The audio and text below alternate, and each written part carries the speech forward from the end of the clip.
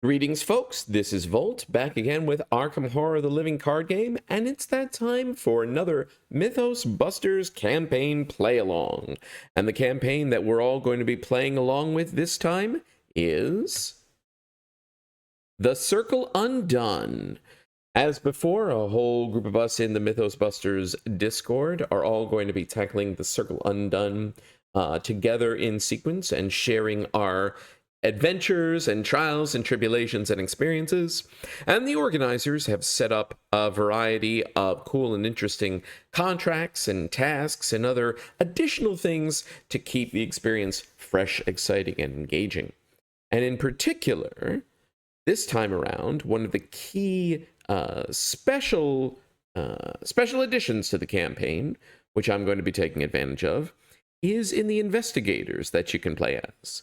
Those familiar with The Circle Undone may, of course, know that the campaign begins with a prologue scenario, Disappearance of the Twilight Estate, where everybody plays as one of 4 prologue investigators who have lower stats, less of a spread, and in particular, no actual deck, just a full hand of cards.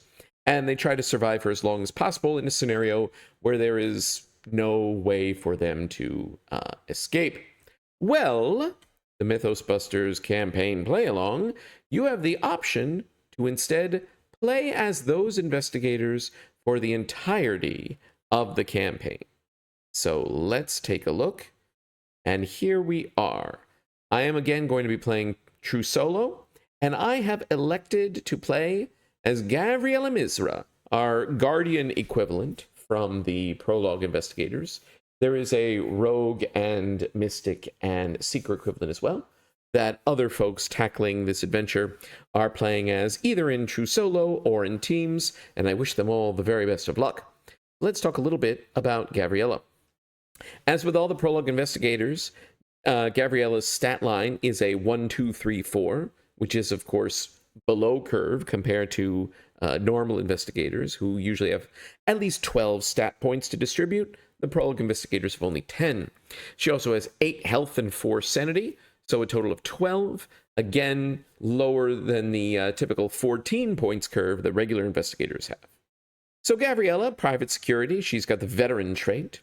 4 combat, 3 willpower, 2 intellect, 1 agility. She has a reaction ability. After an enemy attacks you, even if that attack was cancelled, she can discover a clue at her location, limit once per round. And her Elder Sign effect is +1 with a heal of 1 damage and 1 horror. Now, that is the card front from the regular campaign. What you're looking here is the card back is designed by the campaign play-along organizers, because normally none of the prologue gators have an actual deck. So, deck size 30. All of the prologue gators for this special campaign play-along have deck building, which is neutral up to level 5. Cards of their emulated class up to level 3.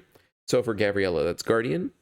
And all 4 of them have access to Survivor cards up to level 3, which is thematic because the conceit here is that instead of getting trapped in the opening prologue scenario, our prologue investigators have actually made it out and are attempting to solve this whole dang thing by themselves. Also, the prologue investigators, as part of the offset of them having a lower stat line and lower health and sanity total, do not have any investigator-specific weaknesses. Instead, will each have just 1 random basic weakness. Furthermore, they all receive 8 bonus experience to start things off. So when designing Gavriella's deck, we're going to have 8 experience to spend. Going into the first scenario, we're not going to be playing the prologue scenario. Instead, we're going to go straight into the first full scenario of the campaign, which is the Witching Hour. So, what deck have I assembled? Again, as a reminder for the campaign play-alongs, the card pool, the base card pool, is the revised core set, Return to the Night of the Zealot. The card set for the campaign in question, here that's the Circle Undone. The equivalent return box, so Return to the Circle Undone. And then the 5 investigator starter decks. Let's take a look at what we've put together here. First off, I have taken 4 of the contracts that are available as part of this campaign play-along. Let's go through each of those. A Fate Avoided. This is the contract that allows you to play as one or more of the prologue investigators. And in fact, if you take it, it requires that you play as the prologue investigators. For purposes of the campaign, all 4 of them will be crossed off in missing persons, and we're going to record that we are being hunted. I guess everybody looked at the back of the act card in the prologue. This will make some of the prologue character-specific elements in the campaign, particularly in the 2nd and 6th scenarios, just do nothing. But other than that, we're just playing as the prologue investigator. We're also taking the expedition log. This was earned for having completed the Edge of the Earth campaign play-along. I have all my recorded sessions of playing True Solo Charlie Kane through the Antarctic, getting the Penguins vote on my channel. And as a result, I can take this contract and I can add 1 card from the Edge of the Earth investigator card pool to the card pool that I can use for this campaign. And I'll get to what I've selected there when we talk about the deck itself. I have taken Isolated. This is familiar from the Edge of the Earth campaign play-along. If you're playing True Solo, you get to add a card to your card pool from outside the regular available set. And finally, I have taken Loathsome Familiar, which I think is just a brilliant idea. When you accept this, you get to choose 1 card per investigator and add them to your card pool. What's the drawback? Whenever you're gathering cards for setup, you have to gather Brown Jenkin, the Witch's Familiar from the Secret Name scenario, along with all 3 copies of Meddlesome Familiar, the treachery that summons him, and add them to your encounter deck. So every single scenario, Brown Jenkin and cards that yoink him out of the deck are going to be there. I think that that's going to be a blast. One note, the Meddlesome Familiar card, normally if played in Secret Name, when pulled in Secret Name, it either summons Brown Jenkin and he does you a damage, or you take a damage, more technically, or if he's already in play, it summons a Swarm of Rats and you take a damage. There are no Swarm of Rats cards in any of the other scenarios of the campaign, so the organizers have ruled if you draw Meddlesome Familiar in one of those other scenarios and Brown Jenkin's already in play, then Meddlesome Familiar simply does 1 damage. With Gavriella's 8 health, I think that's going to be fine. So, what 3 cards have I added? My Edge of the Earth card is actually a leveled up card that's in my side deck. I have added On the Hunt level 3, and I'll explain why after I go through the rest of the starting deck. So hold that thought. What have I taken from Isolated and from Loathsome Familiar? I have taken the 2 Drowned City cards that are specialist for a veteran, since that's Gavriella's trait, and that means that I am taking 1 copy of Trench Armor, I'll get to it in a minute, and 1 copy of the Mauser Tankewehr M1918. Yep, the big anti-tank gun. While Gavriella's Guardian and Survivor pool only goes up to level 3, she can take Neutral up to level 5, so we're starting with a level 5 weapon in the deck. But I'll talk about that in a minute. I'm actually more excited to be playing around with Trench Armor. What does Trench Armor do? Body slot, cost 2, Agency, Police, and Veteran deck only, item and armor, 3 health. Cancel the first attack of opportunity made against you each round. As a reminder, Gavriella's special reaction ability. After an enemy attacks you, even if that attack was canceled, discover 1 clue at your location. So the dream is to put on Trench Armor, purposely trigger an enemy attack during the investigation phase, cancel with Trench Armor, and still discover a clue. That is going to be probably our primary means of gathering clues as Gavriella. To that end, I have taken multiple other cards that I am hoping will synergize with that. We'll get to the Mauser in a minute, but in particular, my allies, I am taking 2 copies of Alice Luxley from Circle Undone. 4 cost, 2 health, 2 sanity ally, you get +1 intellect. Reaction after you discover a clue, exhaust Alice Luxley, deal 1 damage to an enemy at your location. Say I have Trench Armor and Alice Luxley on the board and Brown Jenkin pops up. Brown Jenkins only has 1 health when he's outside the secret name. So I could then, say, move somewhere, trigger an attack of opportunity from Brown Jenkins, cancel with the Trench Armor, get a clue, exhaust Alex Luxley to do a damage to Brown Jenkins, and he's defeated. That, again, is the other half of the dream. We're taking other cards to synergize with that as well, or replace it if I can't get all the cards on the board. We're taking 2 copies of the good old-fashioned Guard Dog, 3 health, 1 sanity, cost 3, ally. Reaction when an enemy attack deals damage to Guard Dog, deal 1 damage back to the attacking enemy.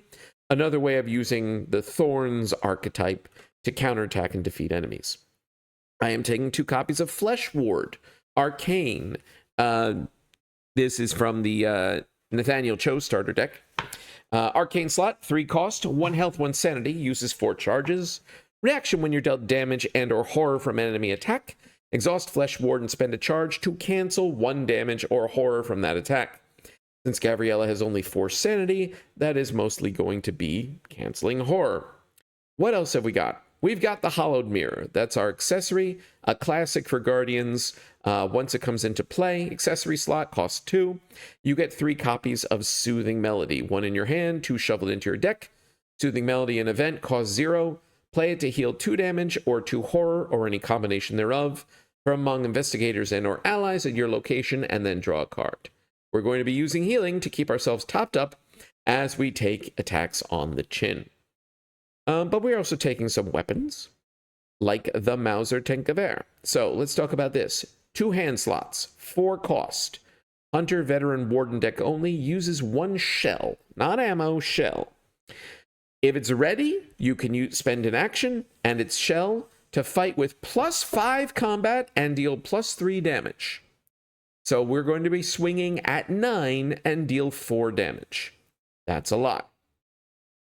But it's basically every 2 actions, because once you fired it, you then need to spend an action and exhaust it in order to replenish the 1 shell on it. Since it uses shells and not ammo, you can't use cards like extra ammunition to top it off or add additional bullets to it. You just have to use that gameplay loop of fire, reload, and then it's ready next time around. You also can't fire it twice in the same round unless you had some means to ready it.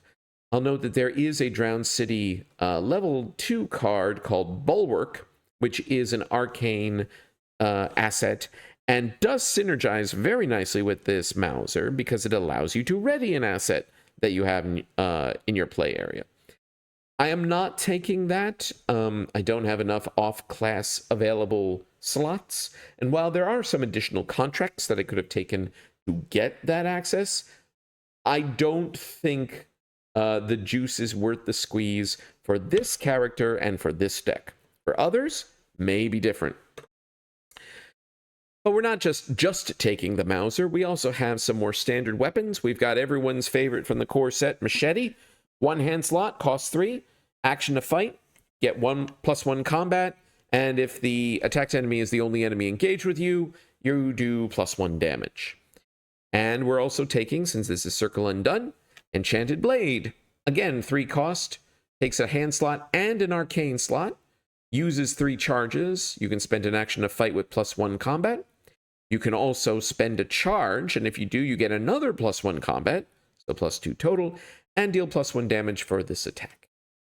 So with those 5 weapons, that's my asset loadout, except for one other asset that we're taking, which is the Tennessee Sour Mash, leveraging Gavriella's Survivor access here to take a bottle of booze along.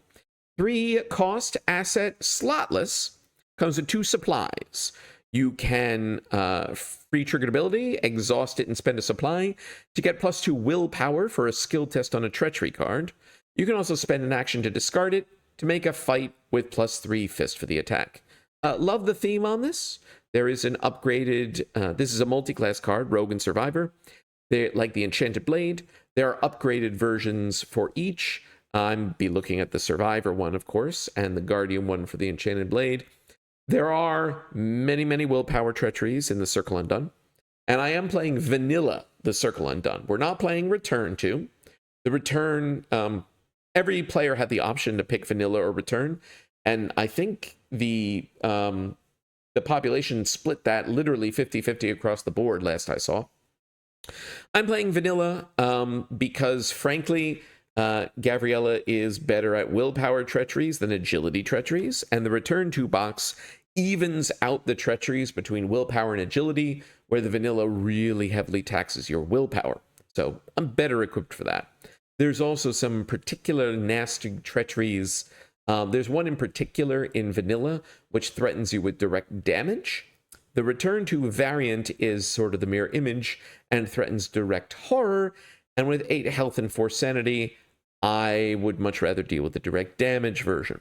But let's talk about Gavriella's other cards. We've got a classic set of events here with Guardian and Survivor access. 2 copies of Look What I Found. Cost 2. Play after you fail a skill test by 2 or less while investigating. Discover 2 clues. The Circle Undone does famously make things difficult for Survivor-style fail-forward investigating due to the haunted mechanic, where if you fail to investigate, if you attempt to investigate and fail a haunted location, you get hit for some negative effect. So I don't know how much play this is going to get. But it will at least be helpful in the first scenario. There's a couple of locations where if the enemies are scarce, this may be a good way to get a couple of clues. I may upgrade into the level 3 version, which is more versatile in terms of where you can use it. I may ultimately upgrade them, sort of side upgrade them into copies of Lessons Learned, which get you 2 clues when you take damage from an attack, because we're going to be doing a lot of that too. We're taking 2 copies of Act of Desperation. One moment. And we're back. Apologies for the intrusion. Let's pick up where we left off, talking about the events in Gavriella's deck. Act of Desperation, a classic choose and discard an item asset taking up a hand slot, either from your hand of cards or from your play area, to do a fight with plus X combat, equal to the asset's cost, and deal +1 damage. And if it was an asset in play, you get refunded the resources that you spent to put it into play.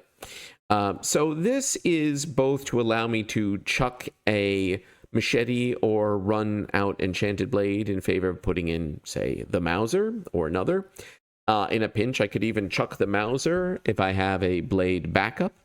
I could also, if I have the Mauser in play and a machete or Enchanted Blade in my hand, use Act of Desperation to chuck one of them and convert 2 cards into a pretty high. I'd be swinging at, what, base 7? Both machete and Enchanted Blade cost 3. So a 7-fist attack for 2 damage, that's not bad. Yes, I'm using 2 cards to do it, but where one of them is a redundant card if I already have the Mauser in play, I don't think that's bad at all. Plus, there is the persistent treachery that prevents you from using action abilities on assets until you manage a willpower test. And if I'm stuck with one of those and stuck with an enemy I need to kill, Act of Desperation may be a way to get me out from under that particular issue. So we'll see how it performs. For level 0, we're also taking 2 copies of Dodge. Simple, 1 resource. Play when an enemy attacks, cancel that attack. Again, synergizes with Gavriella's get a clue even if the attack is canceled concept. We've got 2 emergency caches for extra resources. Depending on how my economy goes, these might then get upgraded over time into those 2 copies. Where is it? Of On the Hunt. Thank you. On the Hunt level 3, which is what I'm using my Edge of the Earth card pool access for. Because this, for Gavriella, is essentially an emergency cache plus spawning an enemy instead of drawing another Mythos card. Since you can play this when you would draw an encounter card, you instead search the deck for an enemy, spawn it engaged with you, attach On the Hunt. Then when you defeat the enemy, you get 3 resources. So this replaces my Mythos draw with an enemy, hopefully one I can fairly easily deal with, and maybe one that'll get me a clue as well using Gavriella's ability. Plus, of course, the 3 resources, because it's On the Hunt level 3. But for now, we've got standard emergency cache. And we've got Glory. Spend 1 to draw 2 cards after you defeat an enemy. Classic, one of the few Guardian card draw examples.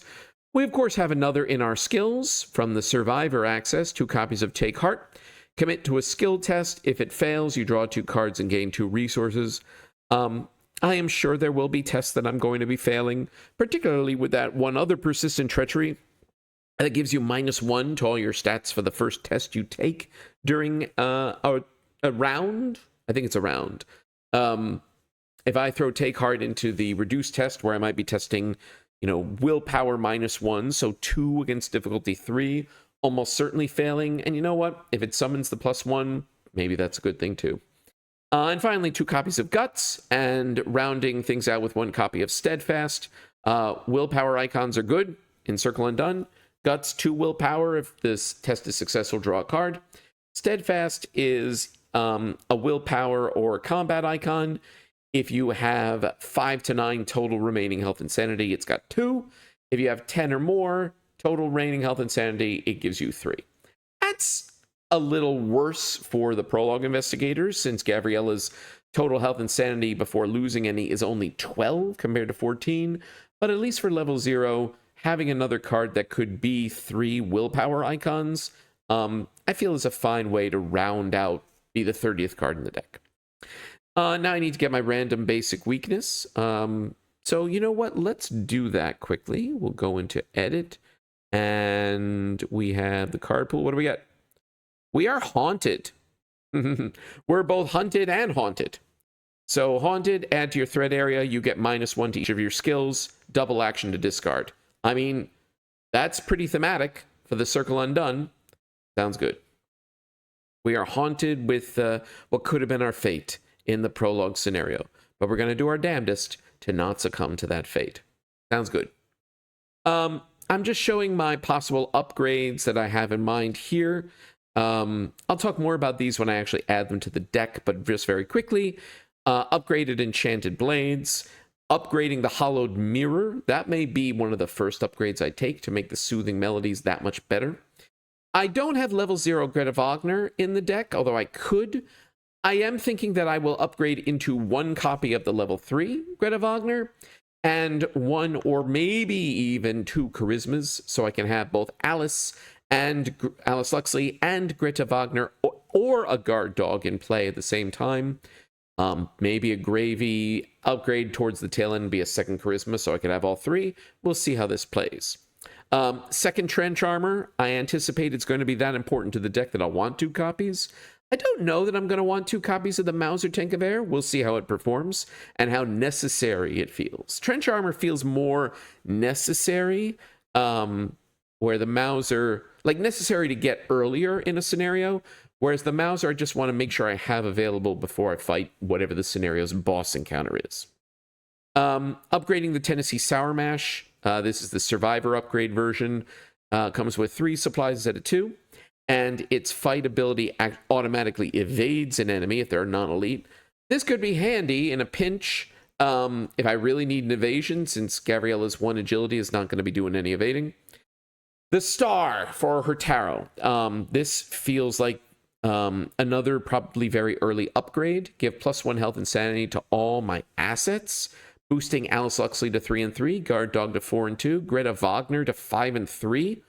And Flesh Wards to 2 and 2, which is quite meaningful. Using these arcane assets for additional soak, I think, is going to be key. And then finally, events we talked about on the hunt. We talked briefly about Lesson Learned as a side upgrade to Look What I Found. We also have level 2 Look What I Found here. I might take 1 and 1. I've had worse level 2. This is what I plan to upgrade the dodges into. This cancels up to 2 damage and or horror, and then gains me that many resources. I think will be more universally applicable and help with economy. 2 copies of Get Over here, level 2. This is really, I think, tech for the final scenario, where you're going to want a way to pull acolytes with doom on them across the map to you. We'll see. I might even put 1 in before the lodge scenarios, like the later ones with, if I'm fighting the Silver Twilight bunch, to bring, again, acolytes with doom over to me. We'll see. And finally, overpower level 2. this is essentially like card draw. I may upgrade the glories into overpower level 2 to essentially be, instead of pay and draw 2 cards after defeating an enemy, throw 3 fists at a test to help guarantee as much as possible passing, and then draw hopefully 2 cards for your trouble. So that is the deck. I'm going to pause here. Well, actually, no, I'm not going to pause here. There is another setup piece that I want to talk about, and that is the tarot cards. So another element of the Circle Undone, specifically the return of the Circle Undone, is a tarot deck of all the major arcana, which can be used in lieu of what the original campaign log provides for a choice at the very beginning of the game. After the prologue, you need to decide whether you're going to accept or reject your fate. And this affects your chaos tokens. And if you accept your fate, as originally written, the lead investigator gets 2 cards in their deck. The Tower, weakness, and the Ace of Rods, level 1 card, which some may argue is kind of all another weakness given its frankly low power and use case. And if you reject your fate, you don't get either of those. The return box spices this up by instead letting you do an 8-card tarot reading, where each of the tarot cards applies to one of the 8 scenarios in the campaign and gives you either a bonus or a penalty. And then it's a bonus if it's upright, and a penalty if they're reversed. And then of the 8, you randomly reverse 4. So, for the campaign play-along, there is a shared reading that we're all using, which is what you're looking at here. I'm going to show each card. And each one is, 4 of them are reversed. They were randomly chosen, and 4 are upright. If you accept your fate, you can choose to use this tarot reading. If you reject your fate, you can choose to still use this tarot reading, but reverse every card. So the upright cards become reversed and are penalties. The reversed cards become upright and become benefits. And you can also choose to doom your fate, where they all go reversed. And in exchange, you get a whole nother cycle's worth of cards to add to your card pool. I don't plan to doom my fate. I also don't plan to accept my fate. In my headcanon, Gavriella is going into this campaign just rejecting everything fate-related. So we are going to reject our fate. So this is the standard set. We're rejecting. We're going to reverse everything. And what does this mean? Let's show it off for each scenario. The Witching Hour, we have death upright. Each investigator gets +1 health. So I'll go into that scenario with 9 health and 4 sanity. At Death's Doorstep, we have strength reversed. During the first round of the game, I can't play any assets. Now, that's not great, since, we're going to need assets to function, I do think. But the way At Death's Doorstep plays, not having assets on the board at the very beginning, like out of all the scenarios, this is the one that's softest on that sort of penalty. He said, hoping. We'll see. For the secret name, the notorious scenario against all the rats, we have Wheel of Fortune reversed. Once each agenda, the first time anyone reveals an elder sign, cancel it and treat it as a -5. So this makes my elder sign token a problem, essentially. We will see. The secret name is a tough scenario. We'll see how we do. Frankly, the less testing we do against Brown Jenkins and his ilk, the better. Wages of Sin, the Heretics. Here we have the Lovers upright. When the game begins, I can search my deck for an ally asset, add it to my hand, and shuffle my deck. So by this time, I should have Charisma. If I can get 2 allies on the board at the beginning, at the very least 1, I think that will be a strong head start to actually getting a reasonable resolution of this infamously difficult scenario with the Heretics. Next up is for the greater good. Into the Silver Twilight Lodge, we've got the Empress reversed.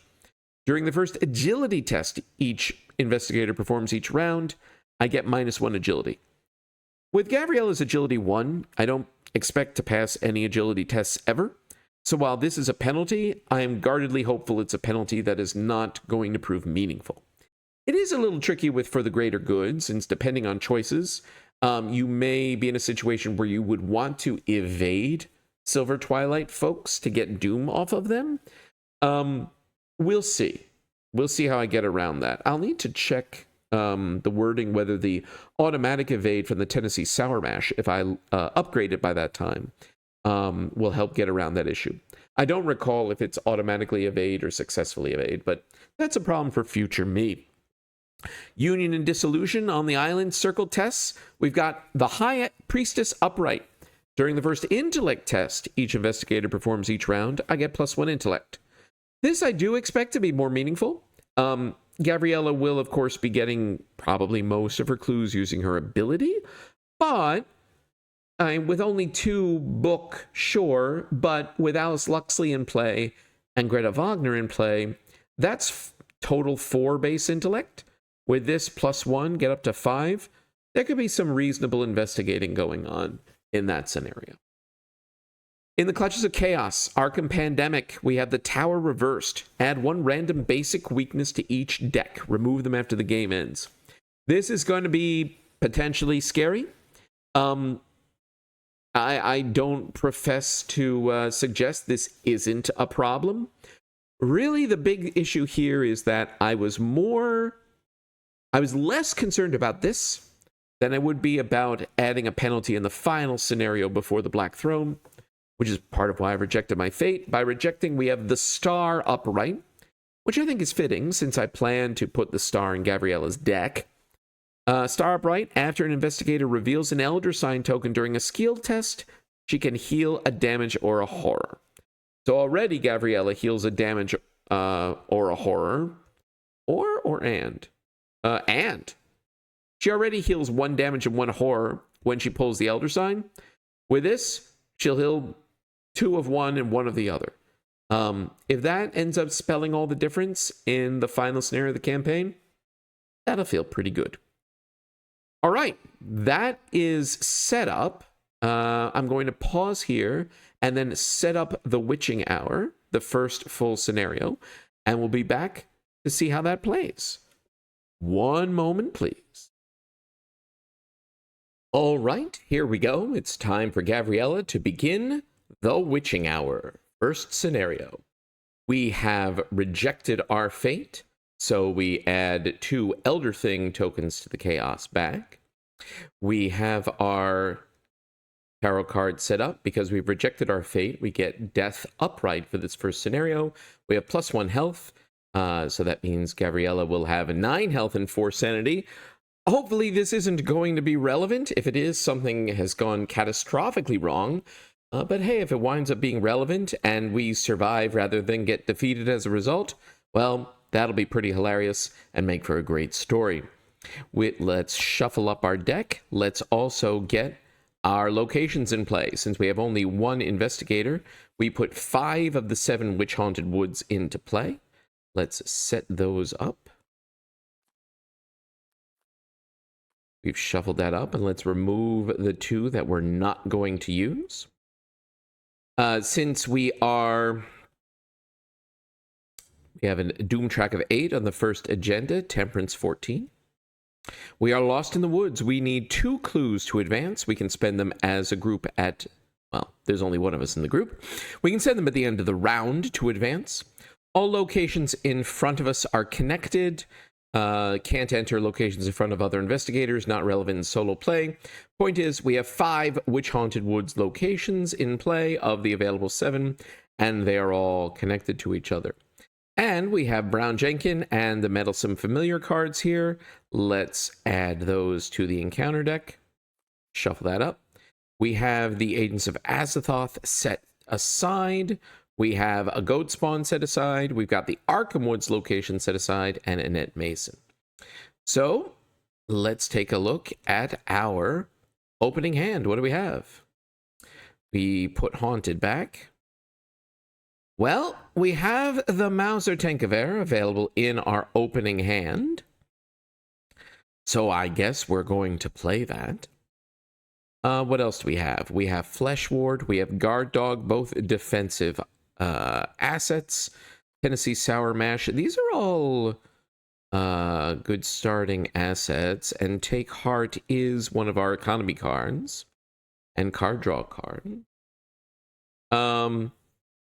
So, I mean, a failed investigate at the start would give us 2 resources and 2 more cards, and then with 7 we could put the Mauser Tank of Air and a defensive asset into play. Honestly, it might be could be Dark Guard Dog. I think we're going to keep these. I do, of course, want Trench Armor. I guess the question is, do we mulligan everything that's not the Mauser and the Trench Armor in the hopes of getting, well, the Trench Armor? I think no, because we have a set of assets, and I do want to get these assets into play. I am hopeful that this deck will function without necessarily having Trench Armor from the get-go, so I guess that's what we're going to test. So we'll stick with this. Shuffle Haunted back in. Let's take a look at our initial location. 2 Shroud, 1 Clue, Victory 1. We can't investigate this location while we have between 3 and 5 cards in hand. We can discard cards and send them to a different investigator, not relevant here with a single investigator. That's interesting. It does mean that I can't investigate and use Take Heart to get cards and resources from the beginning.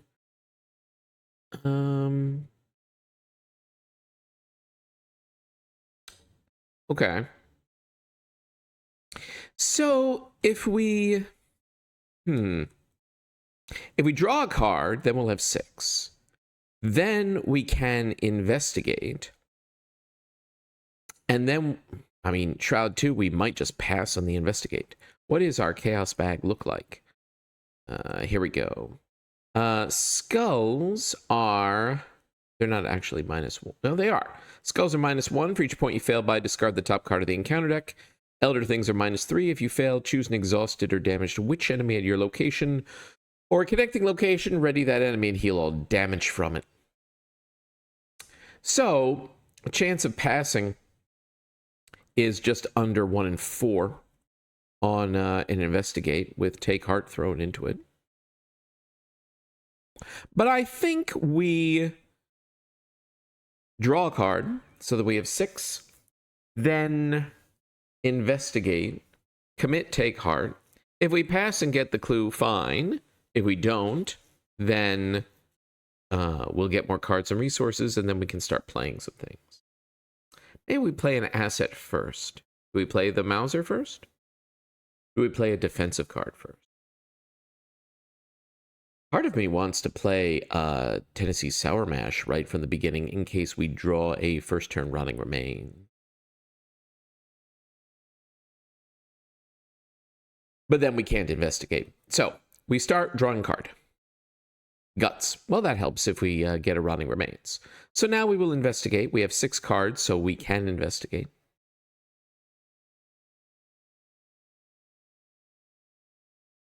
I'm pausing because I'm wondering if you investigate when you have 6 cards and then commit a card so that you get down to 5, does this somehow stop your investigate?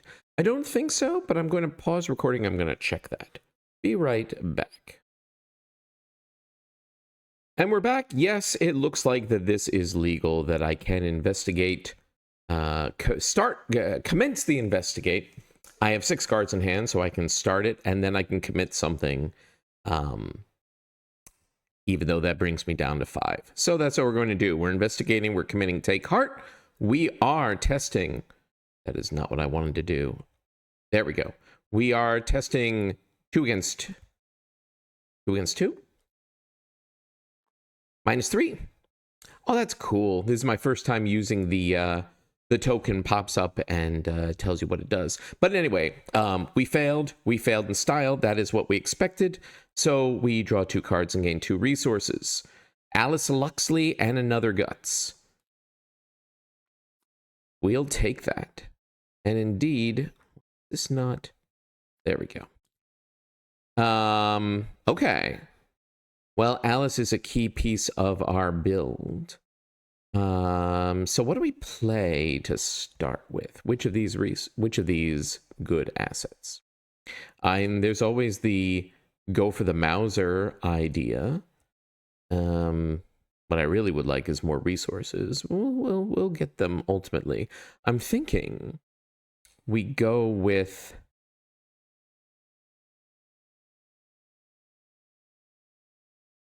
Honestly, I think I'm going to start with Alice Luxley. All right, so we have +1 intellect, and when we discover a clue, we can exhaust her to deal a damage to an enemy at our location. All right, sounds good. No enemies, we upkeep. Second take heart, sounds good. Mythos, what is our card? Centuries of Secrets.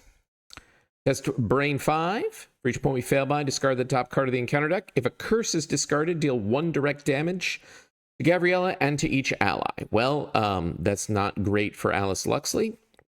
But this is the treachery why I'm not playing Return to the Circle Undone, because the Return version deals direct horror, and for Gavriella, that's pretty spooky. I don't think I'm going to bother committing a Guts to this. The likelihood of passing is too low, and I want to save Guts for those Willpower 3 treacheries. So let's just take this. Another -3. There are no witches around, but we do fail by 5. So what do we... We discard them, right? Yes. Okay. Discard top 5. Well, that's a curse, so we get hit. So Evil Past, Rotting Remains, Meddlesome Familiar, a Bewitched, and a Dissonant Voices. But we do have... We got a curse, so we each take a damage. Come on. Not great. Would have liked an enemy. Well, we're going to investigate. Oh, I should have committed Take Heart to that. What was I thinking? Well, we'll investigate again, and we'll commit Take Heart this time. Is what we should have done. Again, actually, we are 1 up now, thanks to Alice Luxley. Do we just investigate? 3 on 2.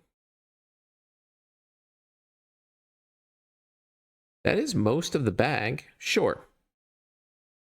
But I do want to play an asset first. And we're going to play the Mauser. Put it in the deck for a reason. We're going to get that out there.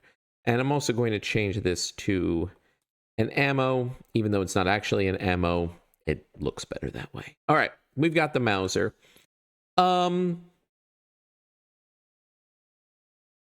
Yeah, we're just going to investigate. 3 on 2. We're 1 up. +1, we pass. Get this clue. And a victory point. And then we move. Let's move over here. Child's Treehouse. 1 shroud, 2 clues. Victory 1. When the last clue is discovered from this location, spawn the topmost enemy in the encounter discard pile here. If there aren't any, discard from the top of the deck until 1 is discarded and spawn that here instead. So it's not ideal. Getting an enemy is good, but getting an enemy once there are no clues here is less than good. I may end up dragging it to another location and then triggering its attacks to get Gavriella's ability going, but that's fine. We don't have that yet. Move over here. Okay, so there are no enemies on the board. We upkeep into a Glory. Sounds good. Mythos. Oh, I didn't add Doom to this. Well, we were at 1 Doom last time. Now we are at 2. And our encounter card is Priestess of the Coven. Okay. Fight 2, health 3, agility 2. Retaliate. Does 2 damage. Gets boosted by witches in the discard pile. I don't think we have any yet. No, we do not. All right. Okay.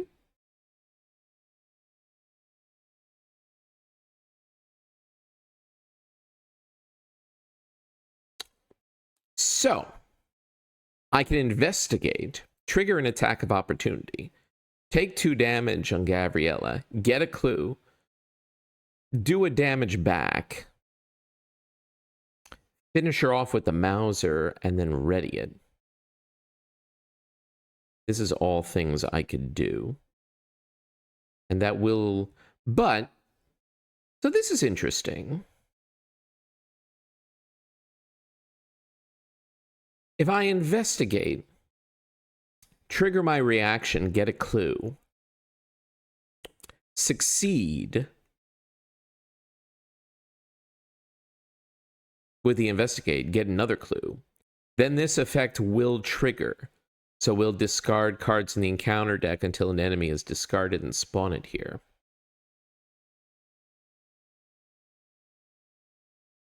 After you discover a clue, exhaust her to deal a damage. When the last clue is discovered. So this forced effect would happen first. So theoretically, I could use Alice Luxley to do a damage to whatever enemy shows up. Which could be relevant. Yeah, we're going to do it. So we're going to investigate. So the priestess hits us for 2 damage.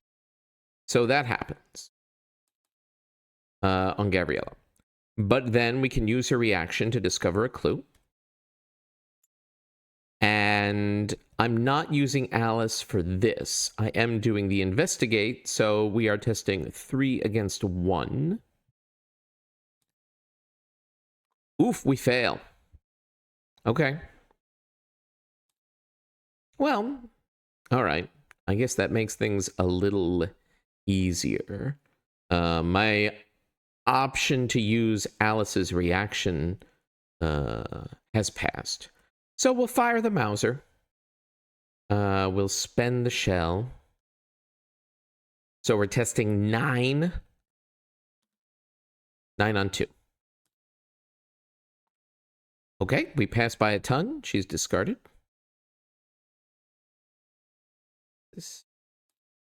There we go. I need to zoom in a little bit more so I can better click on the... Right. And then, last action, we will exhaust the Mauser and replenish the shell on it. That's fine. All right. Could have gone better. That's fine. No enemies that do anything. We upkeep Flesh Ward. Need to get some resources going. Will happen soon enough. Mythos. We're at 3 of 8 Doom. We are frozen in fear.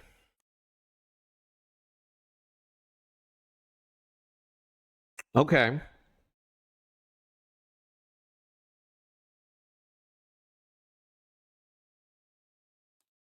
So, if we investigate, then the Priestess of the Coven comes back. I could shoot her, but that will take the whole rest of my turn because of the Frozen in Fear. Which means then the Mauser will be unloaded for next turn.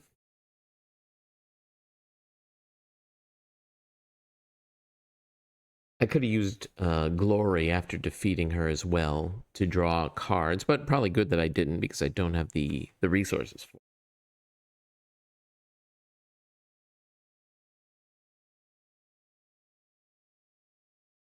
Alternately, I could take a resource, I could play something.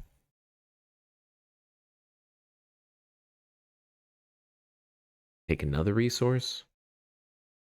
What I really want is a treachery.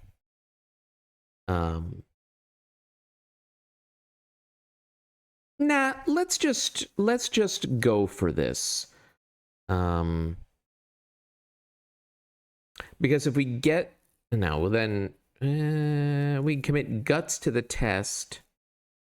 The Frozen in Fear test will draw a card. We would need to discard something, which is not great. No, I think...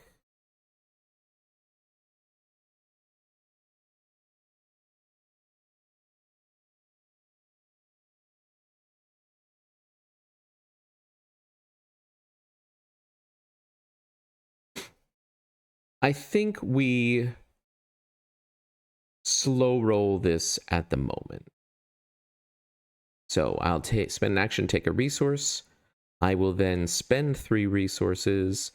I'm thinking Flesh Ward. Either Flesh Ward or the Tennessee Sour Mash. We have Guts in hand. We'll play a Flesh Ward. Okay. And then we're going to take another resource. Now we attempt the Frozen in Fear test. We'll commit Guts, so we are testing 5 on 3. Commit the second Flesh Ward? I guess I could have played the Tennessee Sour Mash to help with this test. 5 on 3. Let's go for it. We're just going to pull these -3s the whole time, aren't we? All right, well, that's unfortunate. Frozen in Fear sticks around. There are no enemies. We upkeep into an act of desperation. Okay. Mythos, we're at 4 of 8. Let's draw our encounter card. Diabolic Voices. Test Willpower 3. For each point failed by, discard a random card in your hand. +1 difficulty for each copy of it in the discard pile. Do we have any in the discard pile? That answer is no. So it's Willpower 3.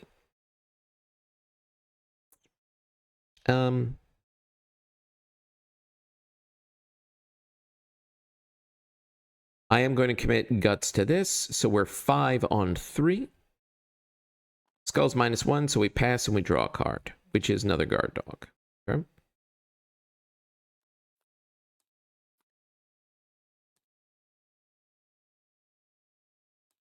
There we go. All right, what are we doing? Maybe I investigate now and then shoot this witch.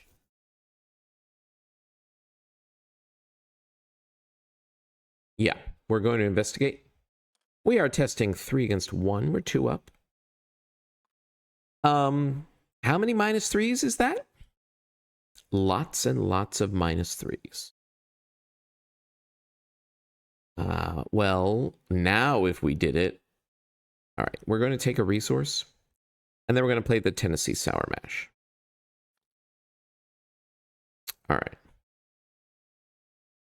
And now... we are going to do the Frozen in Fear test, and we'll use a supply from the Tennessee Sour Mash. So we're testing 5 on 3. That time we pass, so this gets discarded. Good. All right. We're moving slowly, but, well, sometimes that happens. There are no enemies on the board. We upkeep into another Glory. I gotta remember to play that. We're at 5 of 8 Doom.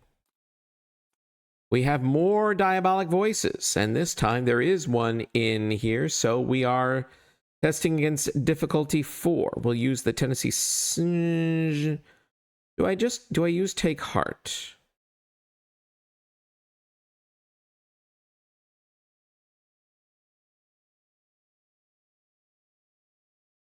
What's the order here? If this test fails, draw 2 cards and gain 2 resources. For each point you fail by, discard 1 random card from your hand. What's the timing here? Pretty sure the timing here is Take Heart is step 7, just like other skill test results, so I can choose which happens first if I fail.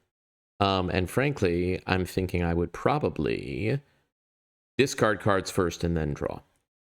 So, I'm going to commit Take Heart to this test. We're testing 3 against 4, so we're 1 down.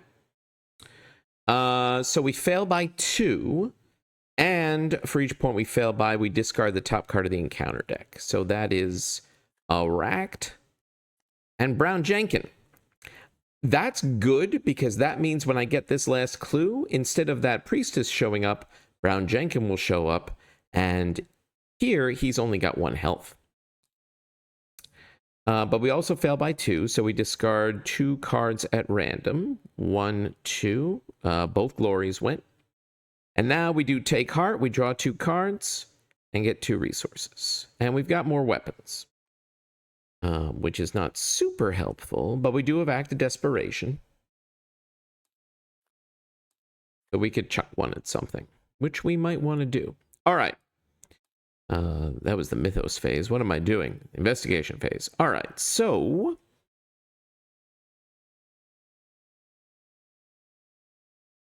if we get this clue, Brown Jenkins shows up. We could move and Flesh Ward the Horror. And then we could do something else. Use Alice Flesh Ward the Horror again. Yes. All right. So we're going to investigate. We're at 3-on-1. Yeah. We are 2 up. We're going to fail, because that's how this game rolls with a -4. We're going to do that again. 3-on-1. Elder Sign. We heal the damage in a horror. Also, I'm not sure why this is not... Oh, I haven't clicked enable globally. There we go. I think that's what I need.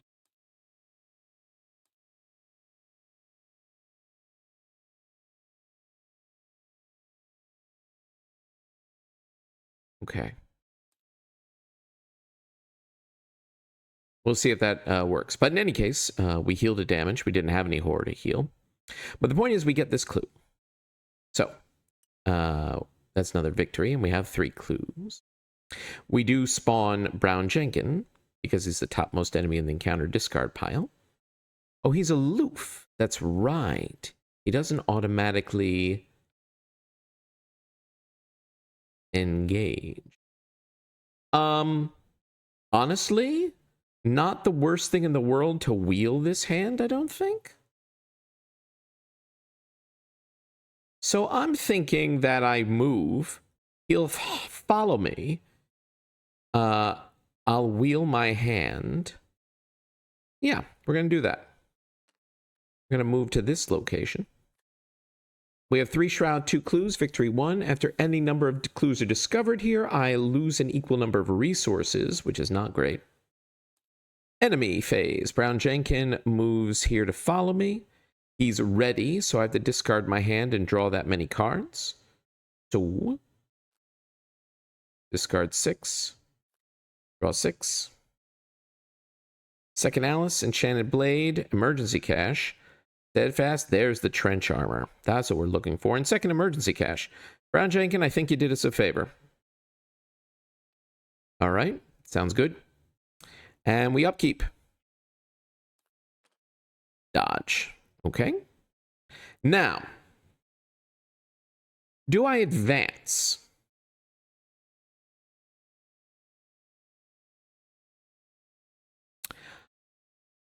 If I advance, then I'll be at the location. I'll be at an Arkham Woods location, randomly chosen, with a goat spawn who may or may not engage me, depending on if I pass a willpower test or not. Brown Jenkin will still be here. Kind of feel like before I advance, I want to get my trench armor into play, which I could do by... What does he do? He deals a damage in a horror. Yeah, I don't think I want to advance yet. Let's deal with Brown Jenkin and maybe deal with these clues first. Okay, so we're Mythos, 6 of 8 Doom. Our encounter card is Bedeviled. Can't trigger action abilities on cards I control. Have to spend an action and test willpower 3 to get rid of this. Well, okay. This is why we still have some alcohol on us. Maybe better, though. We have Steadfast. And thanks to the Elder Sign heal, we have 10 total health and sanity. So we can Steadfast this off. Have +3 willpower to take the Steadfast test. All right. So, what do? We could play the trench armor. We could engage Brown Jenkin. We could then test off the Bedeviled, trigger his attack of opportunity, cancel it with the trench armor, get a clue, lose a resource, that's fine, do a damage back to him with Alice Luxley, and then he's defeated.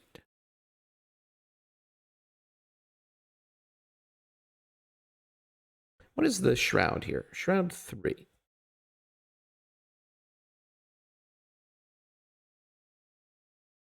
I'm wondering if I don't have Alice defeat him and instead let him attack me again in the enemy phase, that will exhaust him. So then I won't wheel my hand. He'll do a damage and a horror. I can use Flesh Ward to cancel the horror and just take a damage on Gavriella. And then I could trigger another attack of opportunity from him next turn to get this other clue. I think that's what we're going to do. So we will spend 2 resources to play the trench armor. Okay. Second action, we're going to engage Brown Jenkin. Third action, we're going to attempt the Bedevil test. So Brown Jenkin attacks first. I cancel the attack with trench armor. I know it doesn't actually exhaust, but I am going to just tap it to show that its cancel has had effect. I then use Gavriella's ability, get a clue. And now we do the Bedevil test. We are testing 6 against 3. Good thing we use Steadfast instead of the alcohol, because with that -3, we still actually passed. This is gone. Now the enemy phase. Brown Jenkin attacks again. So he exhausts. He does a damage and a horror. We'll exhaust Flesh Ward and spend a charge to cancel the horror. And we will take 1 damage. Actually, we can put the damage on the trench armor. No reason not to. Okay. And we don't wheel our hand because Brown Jenkin is exhausted. So, we upkeep. Hallowed Mirror. I definitely want to get that in play.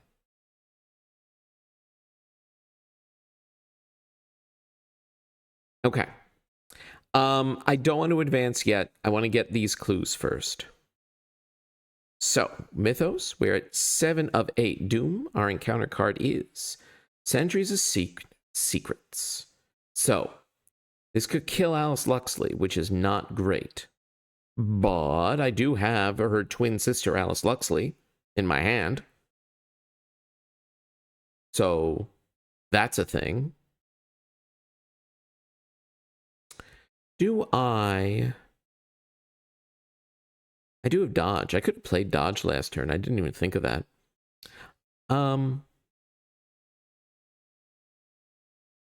I think I am going to use the Tennessee Sour Mash for this. So I'm testing 5 on 5. If I have to play a new Alice Luxley, it's not the end of the world. It's not ideal, but it's not the end of the world.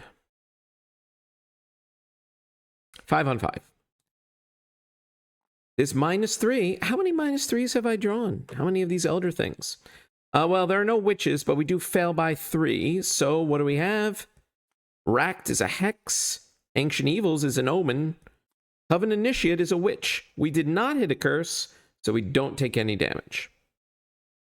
I wonder if either the next 2 is a curse.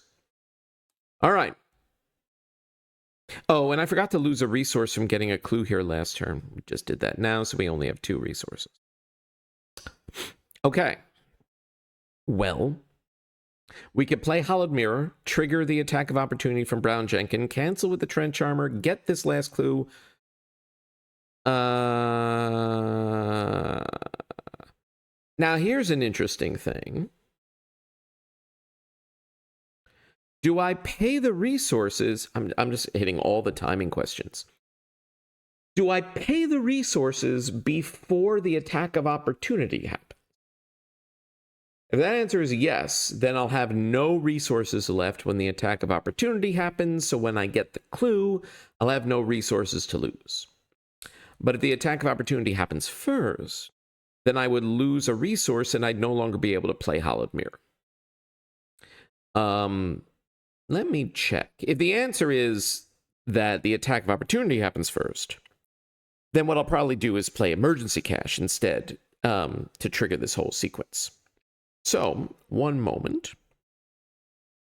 Okay, so the attacks of opportunity happen after costs are paid, which in this case is good. we're going to spend an action and our 2 resources. We're in the process of playing Hollowed Mirror. Before that happens, Brown Jenkin attacks. It's an attack of opportunity. We cancel with Trench Armor. We use Gavriella's ability to get a clue. And then, because we got a clue, we exhaust Alice Luxley. We deal a damage to Brown Jenkin, and he's defeated. And then we get Hollowed Mirror into play, which means we get a Soothing Melody, and the other 2 shuffle into our deck. Good. And frankly, now we're going to advance at the end of the round. And I think we play a Soothing Melody, heal 2 damage or 2 horror, any combination thereof, from among investigators and our allies at our location, draw a card. So we'll heal the damage from Alice Luxley and the damage from ourselves, and we'll draw a card. It's second Soothing Melody. And then we will play an emergency cache for 3 resources. Sounds good. No enemies on the board. We upkeep into another dodge. Sounds good. And now we will spend 2 clues to advance. We randomly choose a set aside Arkham Woods location, put it into play, and move there. Then we spawn the goat spawn at our location. We test willpower or agility 3. If we succeed, we exhaust and disengage from it. Otherwise, it's engaged with us. Then we shuffle a demonic piping into the encounter deck and put the other 2 in the discard pile. So, what Arkham Woods do we get? We're about to find out. We move there. We're at the old house. 2 shroud, 1 clue. Investigated using willpower. This location is not a victory point, so I'm probably not going to bother with this clue. We will see. It is connected to all of the Witch Haunted Woods locations.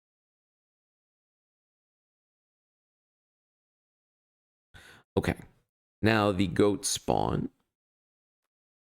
We'll test willpower 3, so we're 3 on 3. Do I have anything to commit to this? No. No, we don't, and that's fine. 3 on 3. -1. So it does engage us, and we discard the top card of the encounter deck, which is a Dissonant Voices. Sounds good. Shuffle a Demonic Piping into the encounter deck, and the other 2 go in the discard pile. All right. Sounds good. Act 2. Locations in front of you are connected to one another. You cannot enter locations in front of other investigators. Not relevant. Once I spend 1 clue, that'll advance. So we're probably going to do that right away. Once we get to our turn. Can't do it before that. But in the meantime, the agenda advances. Discard all but the last 5 cards in the encounter deck. And then, well, I'm the only investigator. I must draw the topmost witch. Okay? So that's discard 8. 2, 3, 4, 5, 6, 7, 8. And the topmost witch is this Coven Initiate. And when I draw her, fight 2, health 2 of 8, 2. Discard the top 2 cards of the encounter deck. That's not going to make it run out of cards because there's still 3. So we discard a Centuries of Secrets and a Meddlesome Familiar. All right, now we're on the second agenda. We have Doom track of 12. Extra Doom gets added for Witch enemies at the Witch's Circle, which we don't yet have in play. But we do get an encounter card. It is another Coven Initiate, and that's interesting. This is going to make the encounter deck run out of cards, because there are 2 left. So we draw the topmost hex. What is the topmost hex? Nope. What is it?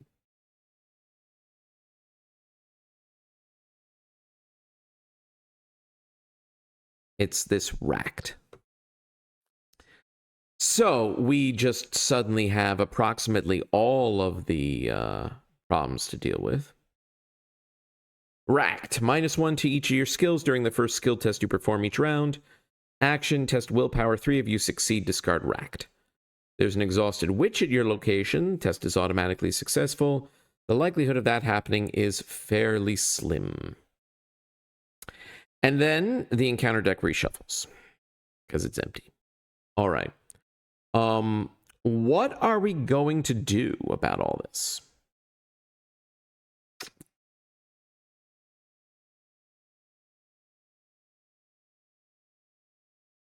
Part of what I'm first thinking is spending a clue and advancing the act.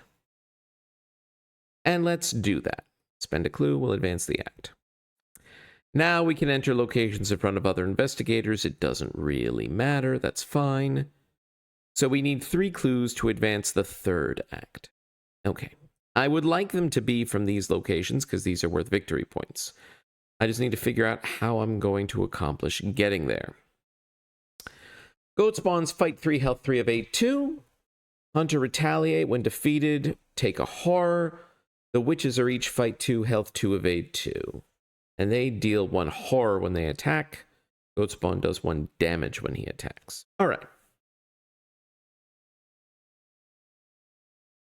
So we could Mauser something.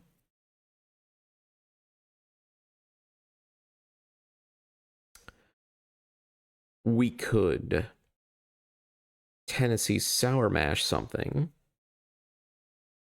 We could Mauser the goat spawn. We could Tennessee Sour Mash to do 1 damage to an initiate. Then we could reload the Mauser, which will trigger an attack of opportunity, which we can cancel with the trench armor. We could get this clue. We don't need it, but the point is that will trigger Alice, who will then do a damage and defeat the Covenant Initiate that I walloped with the empty bottle. And then the Covenant Initiate will attack again the enemy phase, but we've got Flesh Ward for that. I think that is the play. So let's do that play. We're going to use the Mauser to blast the goat spawn. We are testing 9 against 3. -1, we pass by a ton. This guy's defeated. I do take a horror. And I will put that horror on Alice. Sounds good. Now we're going to discard this Tennessee Sour Mash. We're going to attack an initiate with +3. So we're testing 7 against 2. Oh, wait a minute. Racked had me -1, but that was the Mauser test, which I passed by a ton. What did I have? Like -1? Because I was swinging 9 against 3. Yeah, even if I had pulled the -4. So technically I was swinging 8 against 3. Still plenty. Okay, but yes, we're going to Tennessee Sour Mash. Racked is only the first test per round, so we are swinging 7 against 2. 0, we pass by 5, we deal it damage.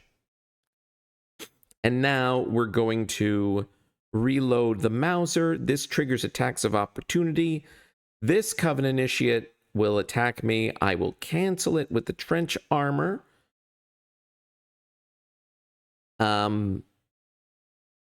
Yeah. Then we use Gavriella's ability to get this clue, and we use Alice Luxley's ability to deal damage to the second Covenant Initiate, which defeats her.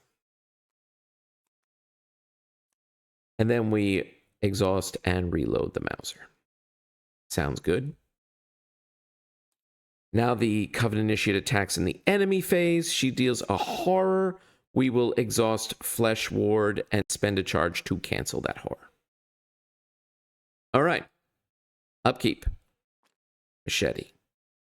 Fine. Mythos. We are at 1 of 12 Doom. Distant Voices. Can't play assets or events this round. Probably not an issue. Yeah, probably not an issue. Now,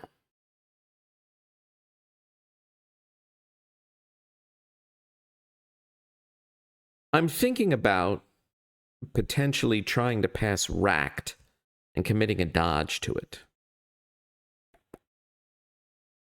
Well, let's first get on the move. So we're going to move to, let's go to this location. Yes, the Covenant Initiate attacks, and the Trench Armor cancels it. I'm not using Gavriella's ability or Alice or anything like that. Let's see what we got here. 3 Shroud, 1 Clue, Victory 1. Reaction ability, you can use this to spawn an enemy here instead of somewhere else. That's not relevant in a one-player game. We are going to move again. This second move, again, triggers an attack of opportunity. We're going to use Flesh Ward to cancel the horror. But we're going to use Gavriella's ability to get this clue before we move out. Like we've started to move, trigger the attack of opportunity, but this attack of opportunity, then Gavriella's clue, gathering, this all happens before the move resolves on the game stick. So we get this clue.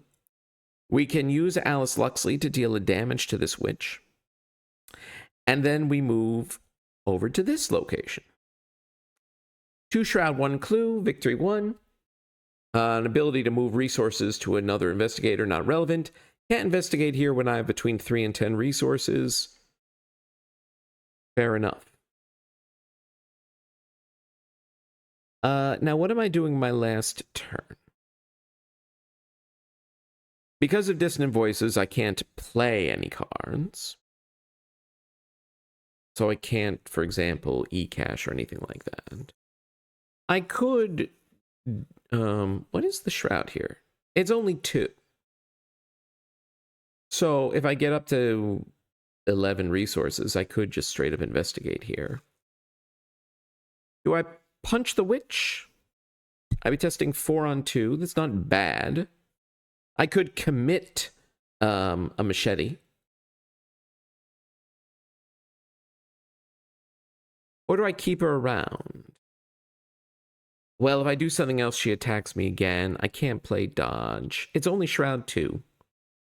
Yeah, we will attack this witch.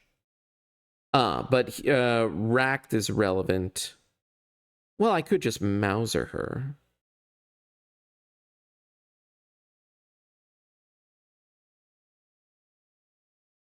I mean, that is what I have it for, right? It just does leave me going into the next round with an empty Mauser. But I have dodges.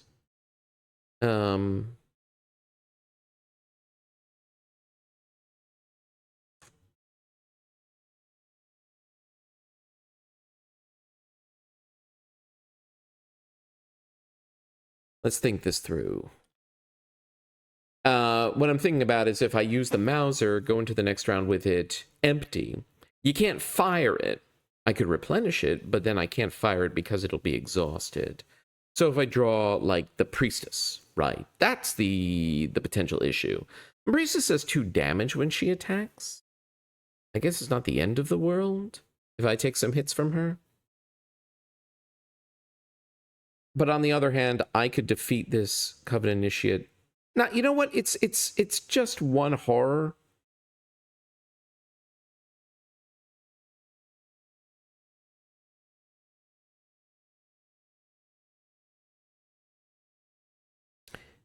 Honestly, maybe I just forfeit my last action.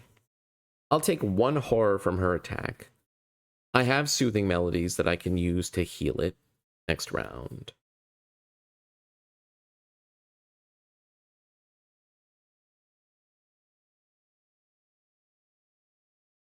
Do I try to test off Racked? Do I care that much about Racked? Maybe not. Honestly, maybe not.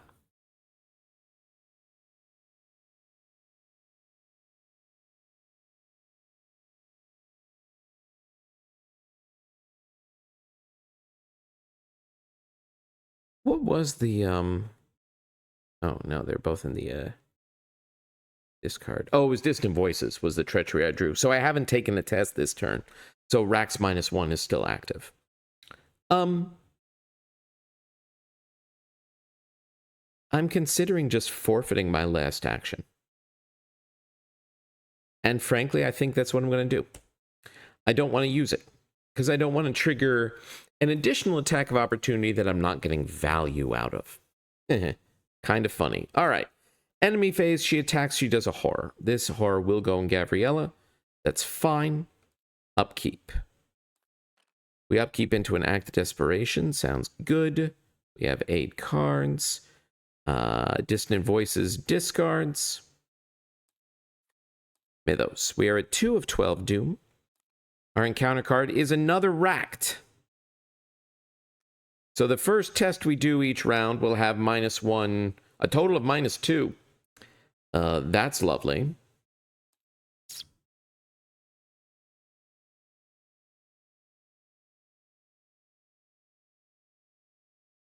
But I don't think I care that much.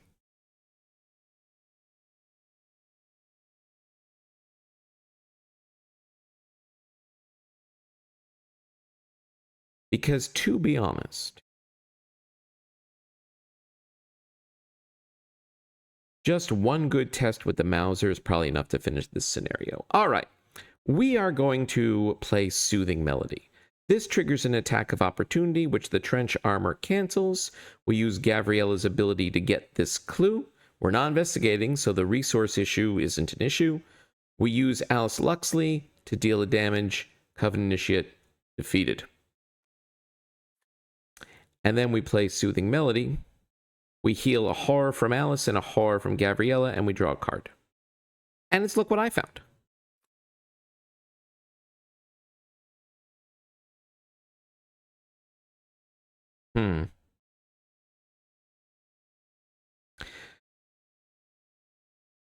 If I spend the clues, we'll get the Witch Haunted Woods into play. I have 2 actions. I could move in, and I could blast Annette Mason in the face with my Mauser.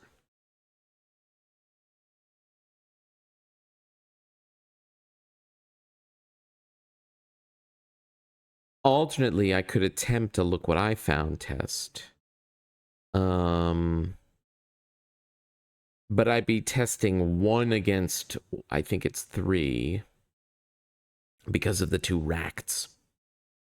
I could commit Alice Luxley to be 2 on 3. The only reason to do the Look What I Found instead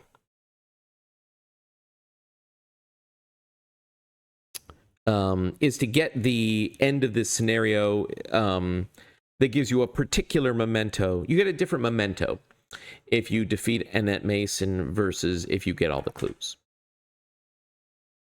From a story perspective, do I care that much? I kind of like the idea of Gavriella treating everyone in this campaign as an idiot and approaching them all with her tank gun leading the conversation. So, we're going to spend 3 clues to advance the act. Witch's Circle comes into play. It is connected to the Witch Haunted Woods locations. Annette Mason is spawned there. It's victory 2.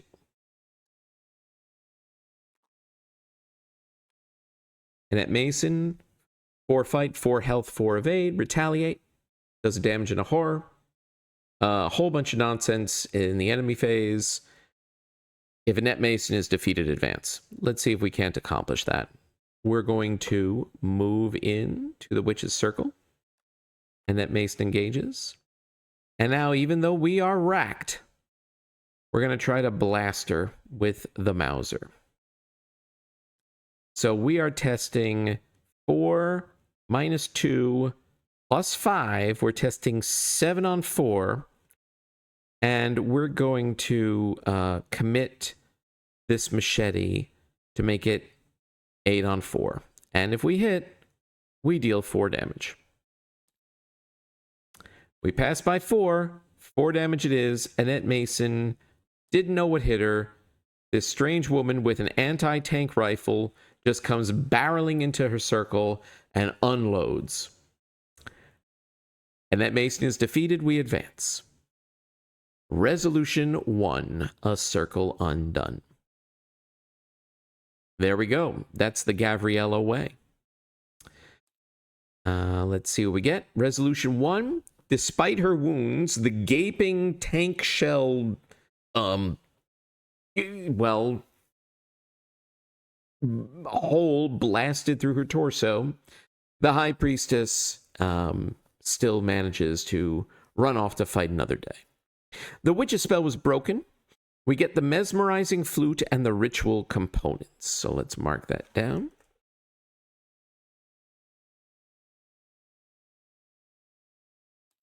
What was it? Yes, mesmerizing flute and ritual components. Sounds good. We get 1 bonus experience, and experience equal to the victory card of each victory card in the display, which I think is 7. Yes, 2 from Annette Mason and 5 from each of these locations. So we have a total of 8 experience to spend. And that then leads us into scenario 2 at Death's Doorstep. And I'm thinking I'm going to record this as a double feature. So I'm going to pause for now, decide what upgrades I'm going to take, and I'll see you all again leading into scenario 2. Thanks very much. This and this were truly a blast, with an assist from Brown Jenkin to help getting clues and giving us essentially draw 6 when we needed it. Be back soon. All right, here we go. We have At Death's Doorstep set up, and let's talk about upgrades. We had 8 experience from the Witching Hour, and I've chosen to spend it on 1 copy of Charisma, so that I can have both Alice Luxley and a guard dog in play, and maybe eventually Greta Wagner instead of a guard dog, or potentially 2 Charismas and all 3 later down the line, but that is a gravy future upgrade. Maybe, possibly. But for now, I definitely do want it so I can have 2 allies online. It's a real power multiplier.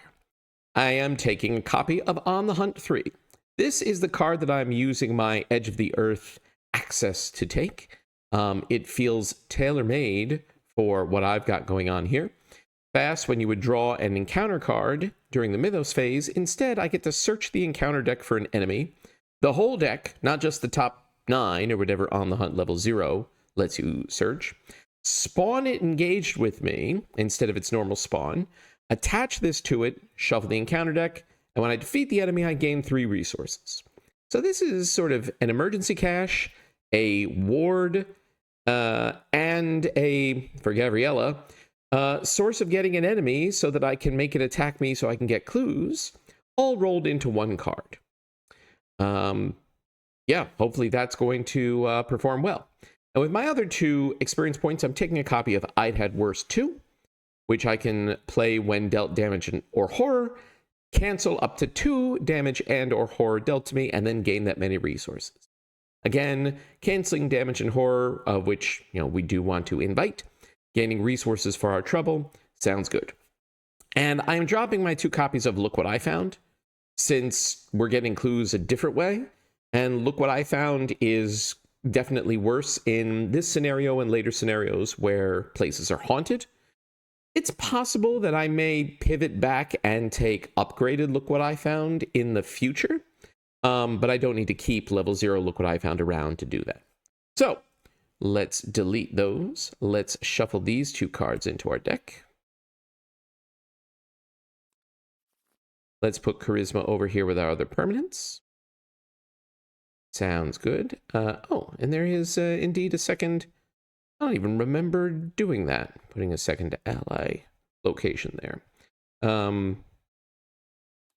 Going to make it a little bit closer. There we go. There we go. All right. So here we are at Death's Doorstep. we've got Brown Jenkin and his meddlesome familiar summon cards. So we're gonna chuck them across the map because that's how Brown Jenkin rolls. Shuffle those into the encounter deck. We have reversed strength as our tarot. During the first round of the game, we cannot play any assets. Frankly, I'm probably going to spend the first round moving twice and then, I don't know, playing an e-cash or doing something else. We will see. If there's any scenario that I'm okay with not playing assets in the first round, really it's this one. We have a Doom track of 8 on the first of 2 agendas. Justice 11. Silver Twilight enemies cannot be damaged or defeated. Forced when I draw a monster enemy. Instead of spawning it, we set it aside out of play and Ancient Evils ourselves. Put a Doom in the agenda that can cause the agenda to advance. Note this says when you draw a monster enemy. If I pull one out using On the Hunt, I don't draw it. I just spawn and engage with me. So On the Hunt 3 will work per normal, notwithstanding what the agenda has to say here. And depending on our first few turns, I may do that. Act 1, Hidden Agendas.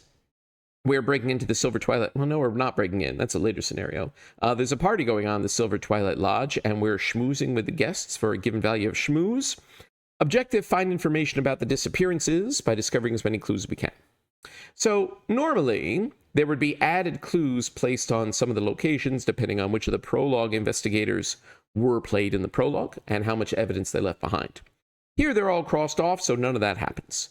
So really what's going on is I want to have at least 3 clues before the agenda advances. That is the goal. Let's see if we can accomplish that. Skulls are -1, -3 instead if our location is haunted. So basically, -1 for the first half of the game, -3 for the second half. And our Elder Things are -2. If there's a spectral enemy at your location, take a damage. Sounds good. Let's shovel up and get our opening hand. We've got all our... I'll put Haunted back. So we've got all our alcohol. We've got On the Hunt and a Glory and an Enchanted Blade. I think we're gonna keep the Blade and On the Hunt. We'll toss back Glory. I think I am going to toss back the Tennessee Sour Mash. It's fine, but I am looking for, you know, an ally, trench armor, the Mauser, things like that. Let's see what we get. Well, we got just a pile of swords and a dodge. I mean, not ideal, but we will make do. Okay. All right. And we start at the entry hall. 3 Shroud, no clues. You can spend an action to resign. First round, I can't play assets, so I'm not getting a weapon on the board yet. But we are going to move. We'll spend an action to just, you know, shove the entire mansion out of whack. Here we go. Victorian Halls. 4 Shroud, no clues. You can spend an action to go looking for trouble. Discard cards in the top of the encounter deck until a Silver Twilight enemy is discarded. Spawn it here, then gain 2 clues. I can do that once. I may do that later, but I don't want to do that yet. I may do it right before the agenda advances. So we're going to move again, and we're going to go to the master bedroom, I think. 3 Shroud, 1 clue. Forced when the round ends, if there's at least 1 investigator here, put a Doom on the nearest Silver Twilight enemy. Fine. If I can get 1 clue from some other source, which could be this clue in the master bedroom. There's also a clue in the office. You can pay for clues in the trophy room with resources. You can do an agility test in the billiards room for clues. That's not happening for our agility 1, Gavriella. Incidentally, our intellect is only 2. I should bring that back down. You can discard cards with intellect icons at the balcony to get clues. But I think what we're going to do is try to get this clue in the master bedroom. And then once ready, spawn a Silver Twilight enemy here to get 2 clues here. And use that as our means of accomplishing what we want to do. Okay, so I can't play an enchanted blade. So I think what we're going to do with our last action, we're going to draw a card. The Hollowed Mirror. Good. Okay. Sounds good. No enemies on the board. We upkeep. Into a Take Heart. Good. Fine, I'll take that. I'm going to remove Strength now because it's done its thing. We're past round 1. Make sure this is shuffled. 1 of 8 Doom. What's our encounter card? It is the Keeper of Secrets. Wow. This is probably probably the worst one that I could have drawn this early. Any empty location, aloof, retaliate. He gains a Doom each turn. You can parlay test Intellect 3 to remove all Doom from him. Remember, Silver Twilight enemies can't be damaged or defeated right now. So, he's just gonna grow Doom.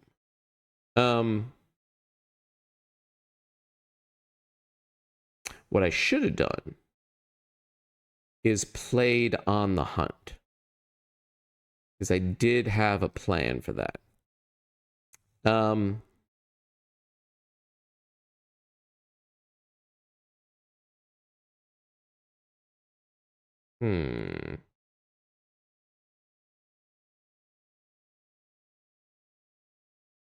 Book 3.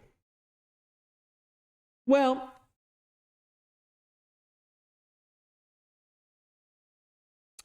it's fine, question mark. So we'll play on the hunt next time. I think what we will do with this guy, I'm thinking about where to place him. I get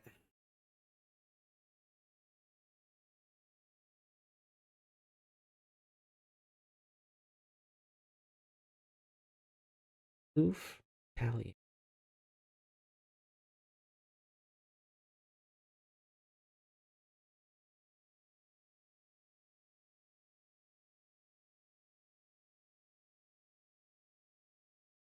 I'm going to put him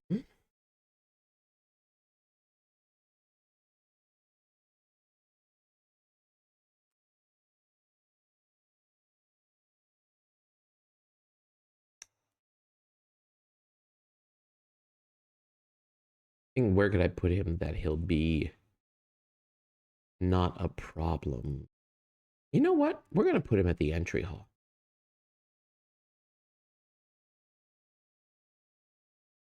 No, we're actually going to put him at the Victorian Hall.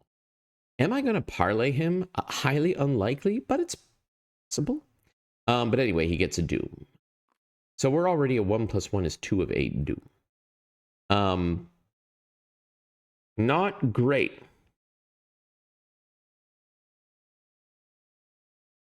Okay. Let's do some things, shall we? We're going to... do I investigate, commit, take heart to get 2 resources, 2 cards? Do I just play 2 things? I think... Yeah.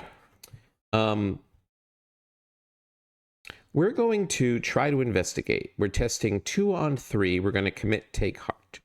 So we are 1 down.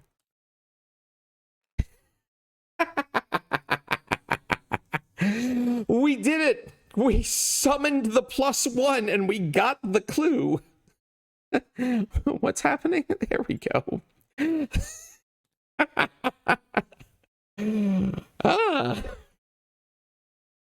Well, you don't say.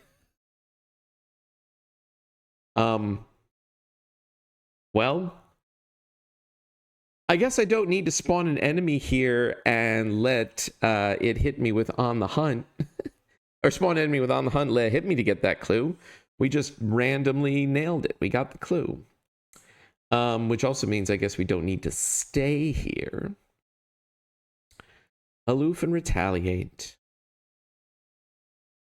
All right. So what we're going to do instead,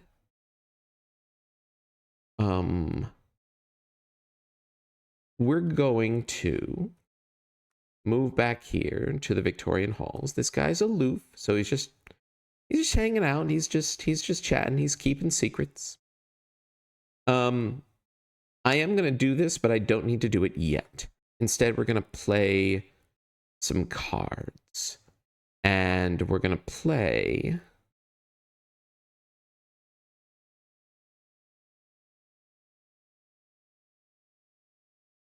We're going to play an Enchanted Blade. Oop, that's not what I wanted. Come on, stay in one place. There we go. I'm overlapping because it's both a hand slot and an arcane slot. All right, so we've got a fancy sword. He does too. All right.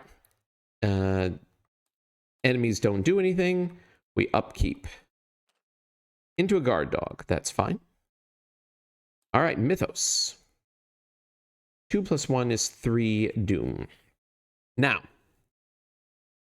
part of me wants to on the hunt to pull the victory point enemy out of the deck and kill it now. Do I do that this turn? Or do I play a couple more assets and then do it next turn, just in case things go south? What just happened there?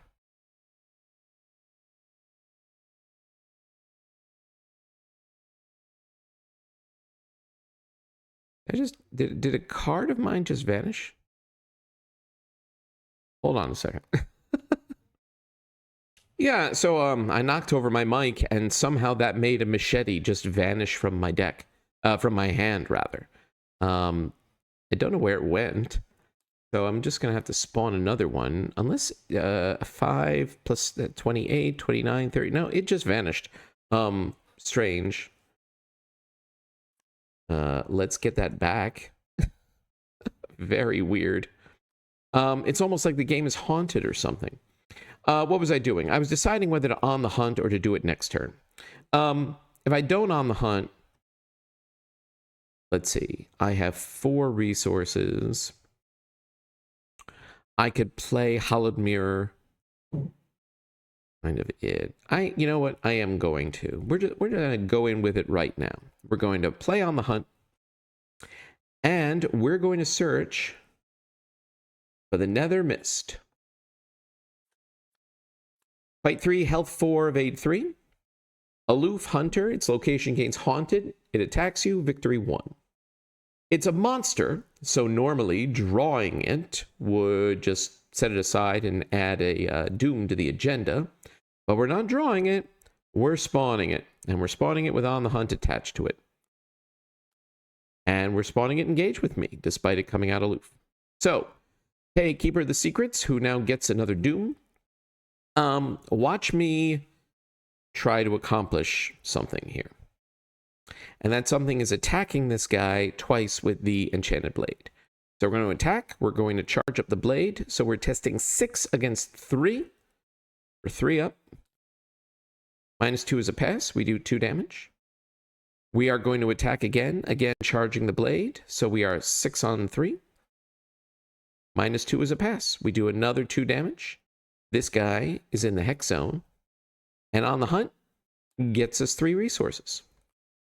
Perfect. Exactly as planned. And now, we'll play the Hollowed Mirror. I'll get a Soothing Melody, and I'll shuffle the other 2 into my deck. All right. Yeah, I may just let this Doom accumulate, which means we'll advance 3 rounds? Yeah, because he gets it at the end of the Mythos phase. Which means next round, we're just going to look for trouble, spawn another Silver Twilight bozo here, and then go off and... There's the extra machete? What happened? What the heck? I don't know what's going on.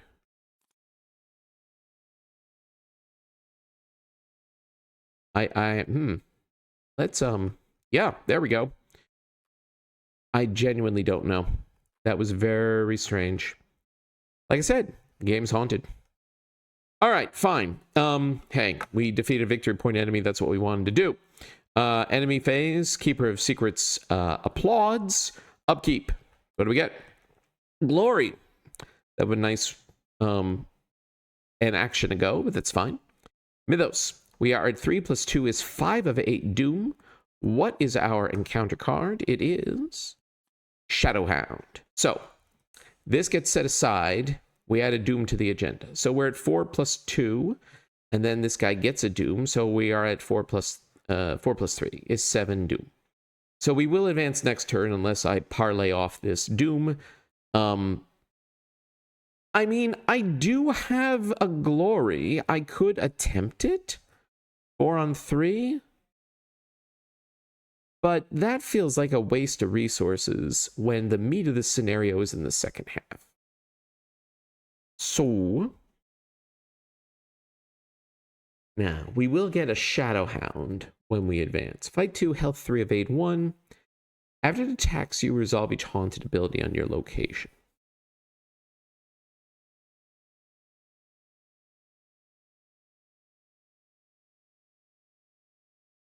Does that trigger if the attack is canceled? I don't think it does.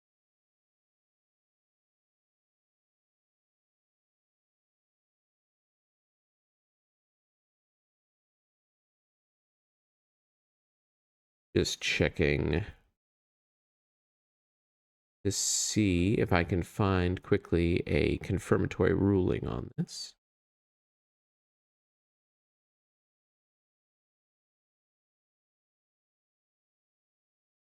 That's what I thought. Yes, Yithian Observer, old ruling. If you dodge or hypnotic gaze its attack, it interrupts the initiation of the forced effect, and neither attack nor forced effect triggers. So, dodge, of course, canceling the attack. That's a when Yithian Observer attacks you. This hound is after it attacks you. So either way, cancel the attack. That effect is not happening, but we can still Gavriella a clue. So, hey, we've got a dodge. All right. So, how do we want to do this? It may be play guard dog, play another...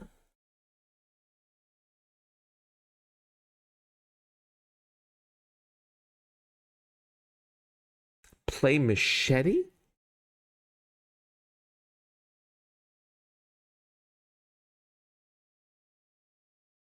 And then move. That might be the way to do this. Because after the agenda flip, everything is going to become spectral. And then it's a question of what victory points can we get. I believe there are 4 victory points available on locations, and I think it's 1 in the billiards room, 1 in the master bedroom, and 2 in the office. The office having 2 clues.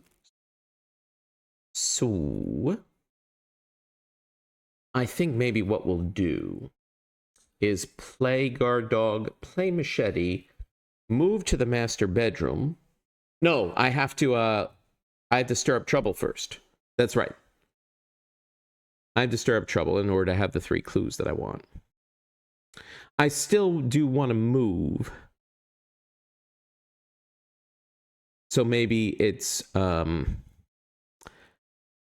stir up trouble, machete, move.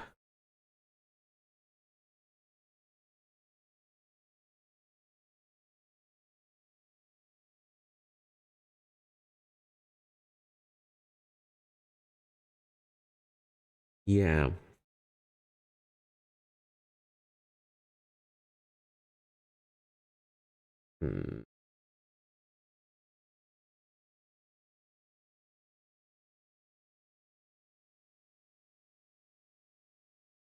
Yeah. And I think what we'll do actually is go for the office. Okay, so First, let's stir up trouble. Discard cards in the encounter deck until a Silver Twilight enemy is discarded. Spawn it here, then gain 2 clues. What do we get? Nope. Nope. Silver Twilight enemy. Going past all the fates of all fools. And there's a lot of tread. Nope, not Brown Jenkin. You're not Silver Twilight, buddy. I swear they're in here. Okay. Nope. Where are they? We had the Keeper of the Secrets. He's kept them so well. There we go. Yeah, in the last 6 cards of the encounter deck, we've got a Lodge Neophyte. So, we spawn it here, but he is aloof. So, and he comes out with a Doom. And I could parlay to remove the Doom, but we're not bothering to do that.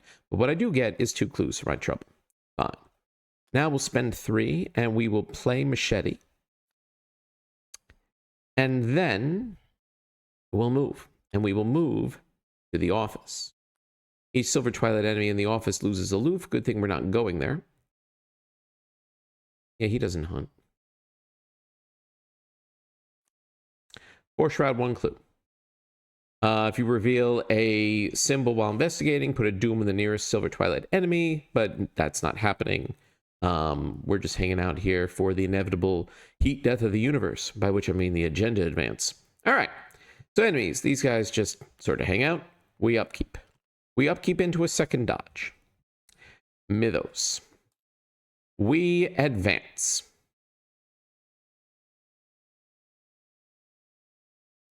Okay.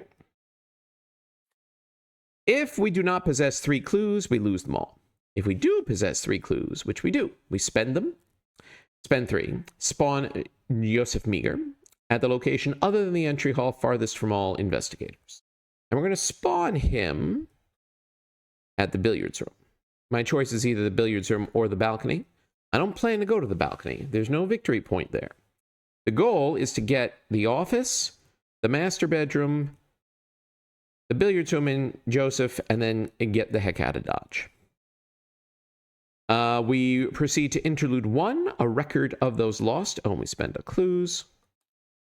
I don't think there's anything in the agenda that's interlude, excuse me, that's relevant. Right, this is information about all the prologue investigators who aren't crossed out. But hey, presto, they're all crossed out. So, we don't do any of that. We advance to Act 1B. Act 1B. Move each investigator and each enemy currently in the entry hall to the Victorian halls. There is no one there. Swap each location with its spectral version of the location. So let's do that. We've got them all here. Right. Entry hall becomes this. Victorian halls becomes this. Office, where we are, becomes this. Trophy room. Master bedroom. Come on. Master bedroom. Balcony. Billiards room. All right. And we are in the office. Spectral office. 4 Shroud, 2 clues, victory 2. Haunted, choose and discard a card from your hand. Okay. Now we spawn this Shadowhound at our location. So he is engaged with me. Part of why I also didn't want to let Agenda 1 drag out further was the threat of drawing more monsters and then beginning this part with multiple such enemies on me, which could get real awkward real fast. Spawn the Spectral Watcher in the entry hall. Shuffle the Watcher encounter set and the Realm of Death encounter set into the encounter deck along with the encounter discard pile. It's here. Spectral Watcher, you are its prey in the entry hall. Then we'll shuffle these plus the discard into the encounter deck. Boom. Okay. Now the real party can begin. So I need 4 clues to advance the act. The best 4 clues are here in the office, 1 in the master bedroom, 1 in the billiards room, because those are the clues with victory points attached to them. So those are the ones that I really want. Over to the threshold, Agenda 2. Doom track of 11. Each Silver Twilight enemy gains victory 0. Counts as an investigator for when determining where hunter enemies move.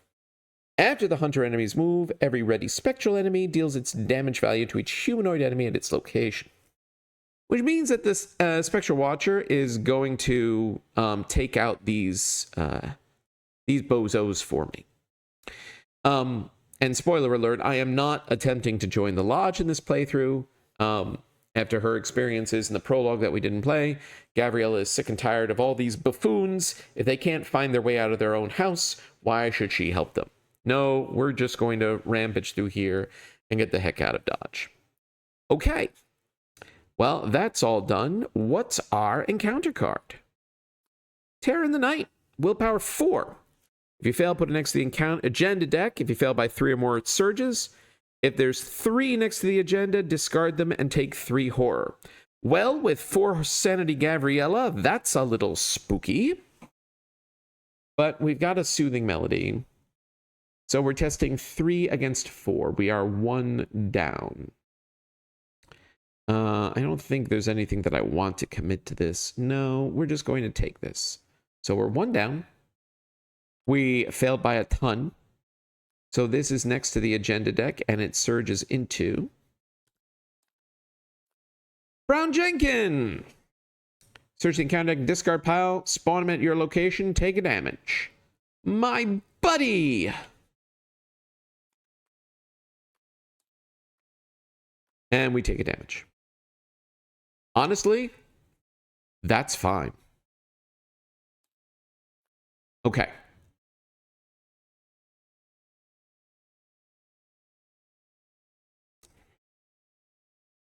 All right, what's the play here? I can get a clue. So Brown Jenkins does a damage and a horror. I mean, one thing I could do is try to defeat the Shadow Hound with 2 machete attacks, then engage Brown Jenkins. Excuse me. This isn't a creature, right? No, it's not. Then in the enemy phase, he'll hit me for a damage and a horror, which I can cancel with dodge and get a clue. Then next round, I can move with him, take another attack, and get another clue. But the Spectral Watcher will be here, because these 2 bozos are here.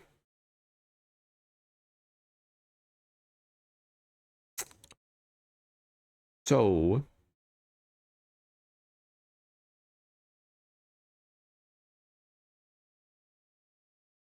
maybe I don't necessarily want to move in on it. Maybe I stay here and play something. But yes, I think first step is to defeat this Shadow Hound. So we're going to attack with the machete. Brown Jenkins isn't engaged with us, so machete's still turned on. We're testing 5 on 2. Skulls are -3 now, because I think everywhere is haunted. Excuse me. Yeah, 5 on 2. That's an auto fail. So it retaliates. So I take a damage and I trigger this, which is discard a card from your hand. Unless I dodge,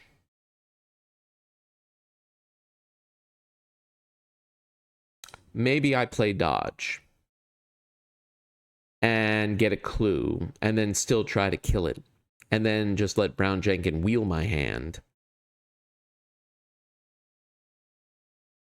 Maybe that's the play. Because otherwise, it's a damage and discarding a card. Yeah. We are going to play dodge. And we're going to cancel that retaliate attack and use Gavriella's ability to get a clue. Okay. Fine. We're going to attack with the machete again. 5 on 2. 0 is a pass. We do 2 damage. And we're going to attack with the machete again. 5 on 2. -2 is a pass. He's defeated. Alright, well, that took my whole turn. But that's fine. Enemy phase. So, Spectral Watcher hunts into here. At the and now it does its damage to each humanoid enemy at its location. Oh, and I forgot Keeper's Secrets need to get a Doom in the Mythos phase. So, Spectre Watcher does 1 damage to the Keeper's Secrets and defeats this Lodge Neophyte who goes in the victory display. Keeper's Secrets hangs out, not for long. And Brown Jenkin wheels my hand. I could have played Glory, but I think let's just take the wheel. So we discard 5 and we draw 5. We've got the Mauser, Act of Desperation, Take Heart, Steadfast, and some alcohol. You know what? I'm pretty happy with that. I want to get the Mauser in play. So we're probably going to be Act of Desperationing some weapons. And that's perfectly fine. Okay, good. Upkeep. We're haunted. -1 to all skills, which is not great. But maybe we'll have 2 actions to deal with that this turn.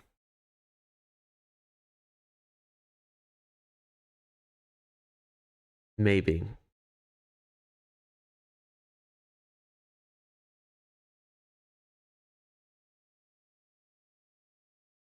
All right. Mythos. We add a Doom. We're at 1 + 1 is 2 out of 11. Encounter card is the Fate of All Fools. So this goes in my threat area. And whenever I draw it again, another Fate of All Fools, I either take 2 direct damage or put a Doom on my Fate of All Fools. Fine. Well, I don't want to let him wheel my Mauser. I could get rid of Haunted and then engage him. And he'll attack me in the enemy phase, which will do a damage and a horror, but I'll get this clue. And then he won't wheel my hand. And I could defeat him.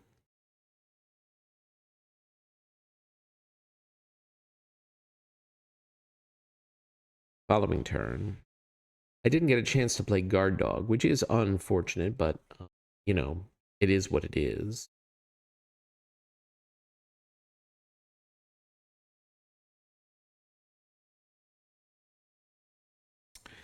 Do I care about the Haunted?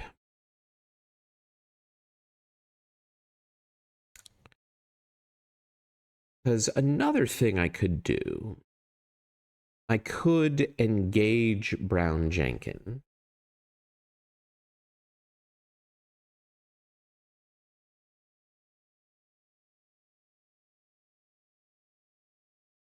I could play...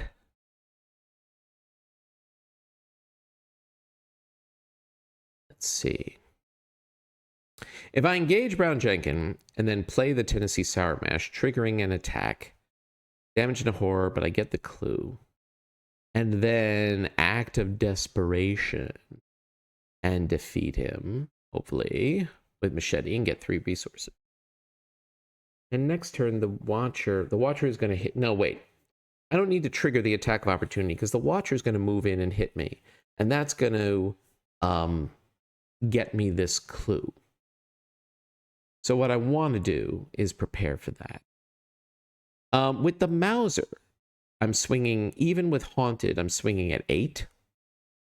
So, if I get Mauser in play, if I engage, do I just engage, defeat him, and then put Mauser in play? Yeah, that might be the way to do it.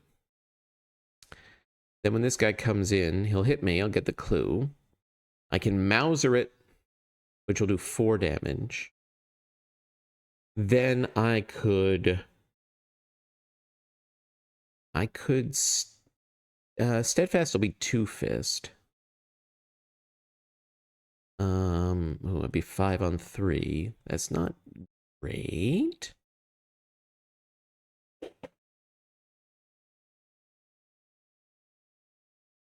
And we're going to try it. I think it's more important that I get rid of...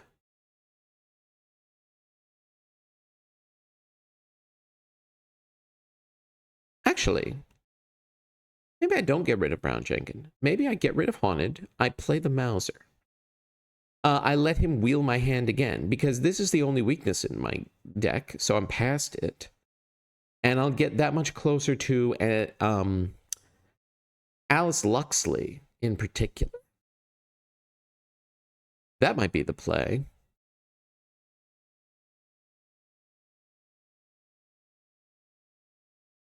Oh, he's not going to move in. The Watcher's going to stay here and defeat this Keeper of Secrets, who, by the way, has a second Doom. Not that it's going to do him much good. So he's not going to move in this turn. Okay, no. Let's do this smartly.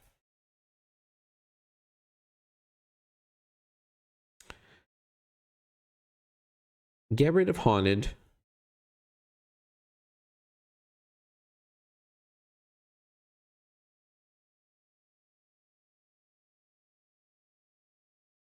Get rid of Haunted. I could engage Brown Jenkins. I could defeat him. Next turn, I could play the Mauser. No, I would like him to wheel my hand, so I don't want to defeat him.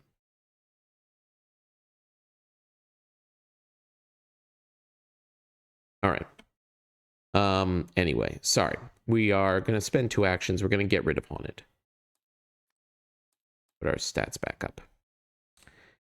And yeah, we're going to play the Mauser. Yes, that discards these, but you know what? I'm fine with that. That didn't work. Get back there in the middle. There we go. Let's make that an ammo. Perfect. All right. Fine. A lot of thinking that didn't do much. Enemy phase. The Watcher stays here and defeats this Keeper of Secrets. So he's gone. Doom is gone. Brown Jenkins wheels my hand. Discard 4. Draw 4. Guts. There's Alice Luxley. E-Cash, Flesh Ward. Yes. Better. Okay. We upkeep into a Soothing Melody. Good. Mythos. We are at 2 of 11 Doom. Trapped Spirits. Test Agility 3. We're failing this. Reach point you fail by, take a damage. Ooh. If your location is haunted, as an additional cost to commit cards, resolve the haunted ability. Well, like, I don't have cards to commit anyway. So I think we're just going to eat this and plan to Soothing Melody it.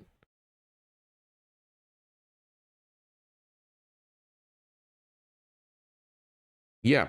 All right. So, what? 1 on 3? -2. We fail by 3. So we take 1, 2, 3 damage. Ouch. Right in the face. Okay. All right. All right. Let's think this through. Got the Mauser. We've got Alice Luxley. We're going to play. Do we e-cash? Hold on. Do we e-cash Alice Luxley?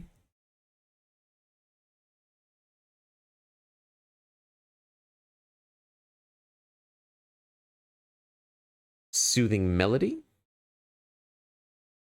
Yes. That is exactly what we do. We'll play Emergency Cash to get 3 resources. We will play Alice Luxley.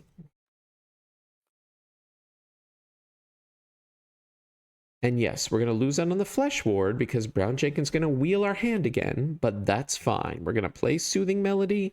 We're going to heal 2 damage. We're going to draw a card. Act of Desperation. That's fine. I don't mind that being wheeled. Okay. Good. Enemy phase. When's the wheel happen? When the enemy phase ends. All right. Now the Spectral Watcher moves in and hits me for 1 damage and 1 horror.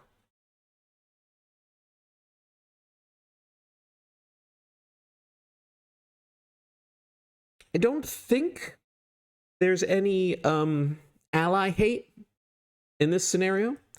So I'm pretty sure I can put that damage and horror on Alice Luxley.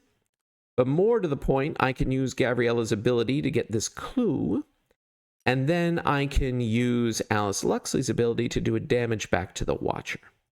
And then we are, of course, going to plan to tank blast it in the face next turn and move the heck on out of here. And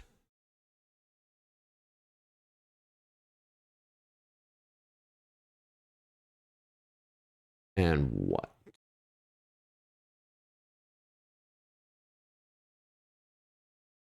We have to wheel our hand. That's what. So discard 3, draw 3. Guard Dog Glory Trench Armor. Trench Armor. That's what we were looking for. All right, we upkeep. ARP. Into a second D-Cache. All right, good. Mythos. We're at 3 of 11 Doom. Crypt Chill. Well, that's not good. Willpower 4. If you fail to choose and discard an asset you control. Well, I'm not committing the trench armor. I might be losing the hollowed mirror. When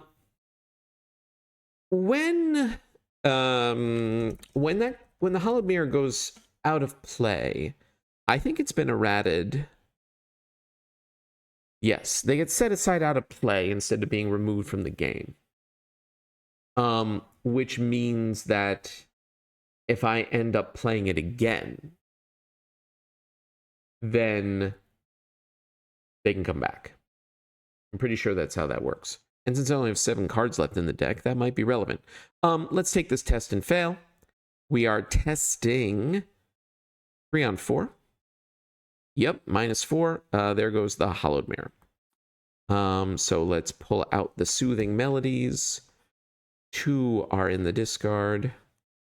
1 is in the deck. Who knows? They might come back. All right. Well, let's blast this guy with the Mauser. We are testing 9 against 3. We're 6 up. We pass by a ton. So we do 4 damage, which is enough to defeat it. So instead of defeating it, it gets healed, it disengages and exhausts and is frozen for an extra round. Fine. Turn upside down to indicate that. Good.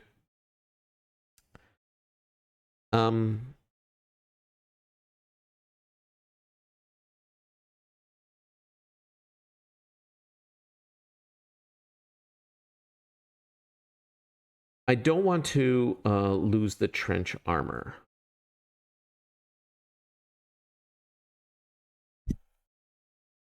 I hate leaving the Mauser unloaded, but I think what I need to do is move twice to get away from Baron Jenkins. Next turn, play the trench armor, prepare for him to come in, then engage him and move away from him to have Alice defeat him while picking up the clue in the master bedroom. I think that's the play. So we're going to move twice. We're going to move down here to the Victorian Halls. 4 Shroud, 0 clues. Haunted, lose an action. Then we're going to move again to the master bedroom. 3 Shroud, 1 clue. Haunted, place one of your clues in the master bedroom. Victory 1. Okay. Enemies.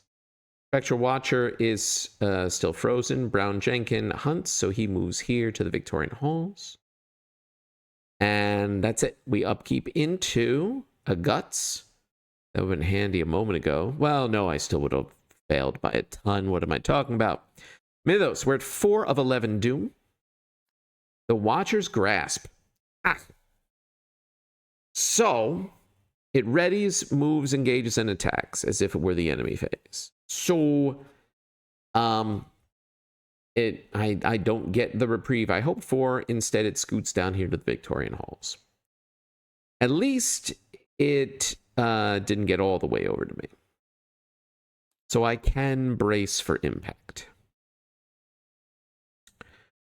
which is indeed what we're going to do. We're going to wait for them to come here. And I think this might be E-Cash, Trench Armor, Guard Dog, right? No. We got to load. We got to load the Mauser back up. So it is, well, it's definitely Trench Armor.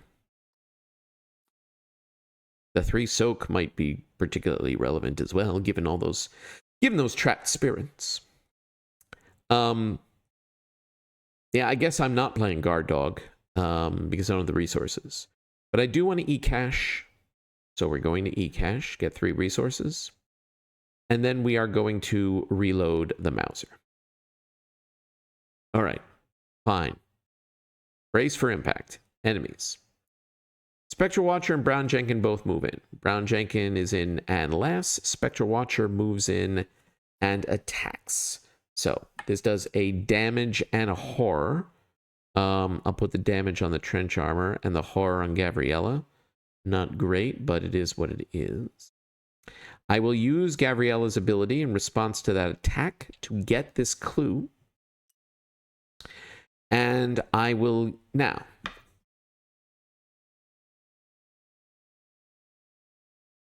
This is interesting. I could use Alice to defeat Brown Jenkin.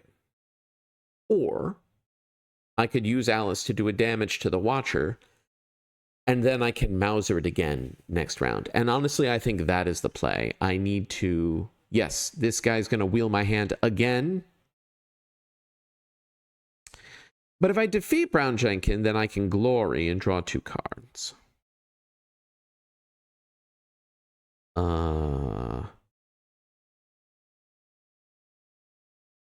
But then next turn, what am I... How am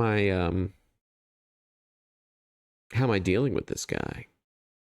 I could do 4 damage with the Mauser, but he has 5 health.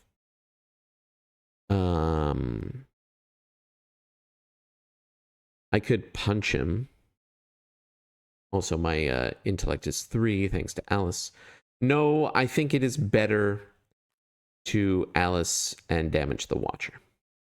I think that is the better play. Which means Brown Jenkin wheels my hand again. Discard 3, draw 3. I've had worse. And alcohol and a machete. Okay. This might be particularly relevant soon. Okay. All right. Against all odds, we've actually gotten 3 of the needed 4 clues with our Gavriella style bumbling around. Let's see how this goes. We upkeep into a Flesh Ward. I would like to get that on the table. Yes, sirree, Bob. Mythos, we're at 5 of 11 Doom. Will we get to Joseph Meager and blast him in the face with our anti-tank rifle? I mean, that's the hope, right? What's our encounter card? A Wraith. Fight 2, health 2, evade 2. Hunter. When defeated by damage, attach it to its location. Attack location against haunted spawn Wraith at this location.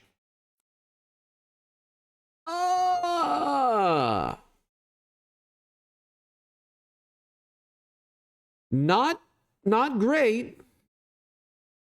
Not great.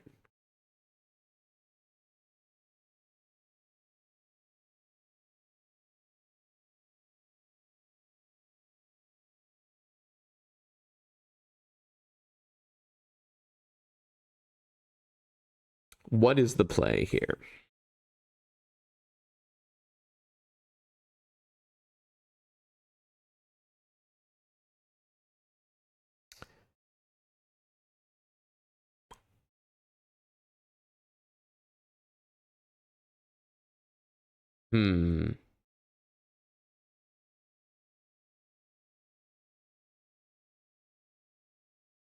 I can cancel 1 attack with I've had worse and get resources for it. So, like, a thing I could do is shoot the Watcher with the Mauser. Play Machete. Yes, discarding the Mauser, but I have 1 card left in my deck. Cancel the Wraith's attack with I've had worse, and then defeat the Wraith with the Machete. Brown Jenkin again wheels my hand, and I still haven't moved away from the Watcher. But I'm also not getting annihilated. I can't use Alice Luxley because there's no clues here.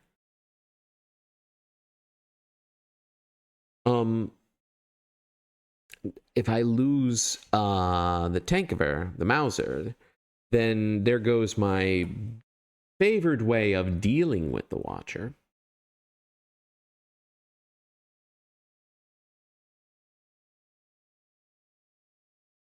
I could Mauser and then punch this twice, but I'd only be 2 up.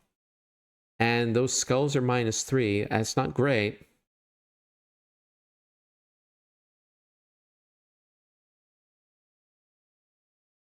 No, it might be a mistake, but I think I need to let the Mauser go. All right, but we are first going to use it to blast the Watcher one more time. We're testing 9 against 3. We're 6 up. We pass by 3. The Watcher is again defeated. It heals all damage, and it's turned off. Now we're going to play Machete. The Wraith attacks. We'll play I've Had Worse to cancel it and gain 2 resources. We'll spend the 3 resources to play Machete, which means we're dumping the Mauser. And now we're attacking the Wraith with the Machete. Testing 5 on 2. We are 3 up. -1's a pass. Wraith is defeated, so it attaches to the location as a haunted effect.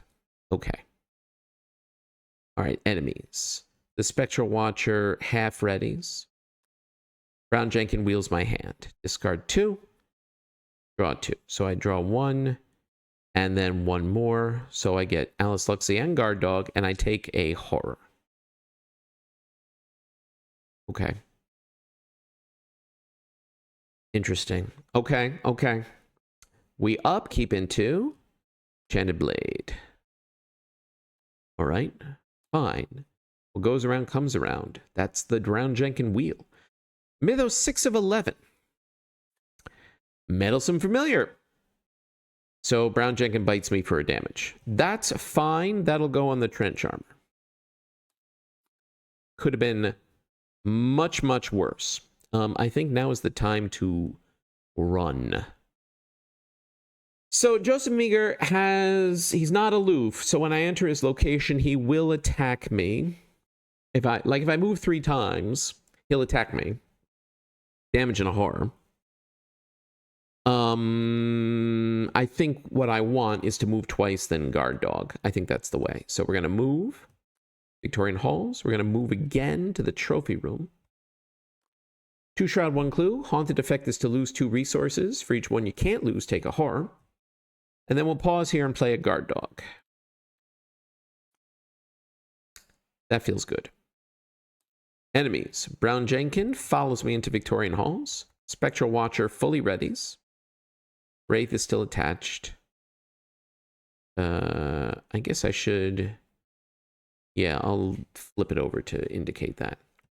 And Joseph Meager is just like, what the heck is going on out there? Well, you know what, Joseph? You're about to find out the hard way. Unfortunately, not the tank gun related way, but I've got a dog. I've got a machete. I've got a dog and I've got a machete. Is what's happening here. All right. We upkeep into the Hollowed Mirror is back. We might be playing that, boys. All right, Mythos. We're 7 of 11 Doom. We got to hurry. Terror in the Night again. Welp. 3 on 4. What do we get? -2. We failed by 3, so this surges. Into a Lodge Neophyte. This is what I needed. Because I can spawn him way the heck over here on the balcony. And then the Watcher will go after him. And leave me be. And that is absolutely what I need, right? That is how that works. Yes. Good. Perfect. Finally, we get a break. What do we do with that break? So my trench armor will cancel Joseph's first attack, which would get me the clue in his location.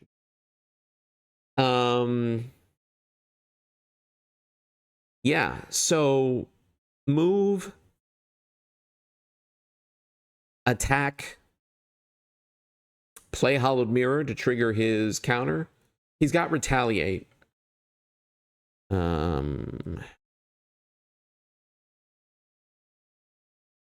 Yeah, let's do this. We're going to move in.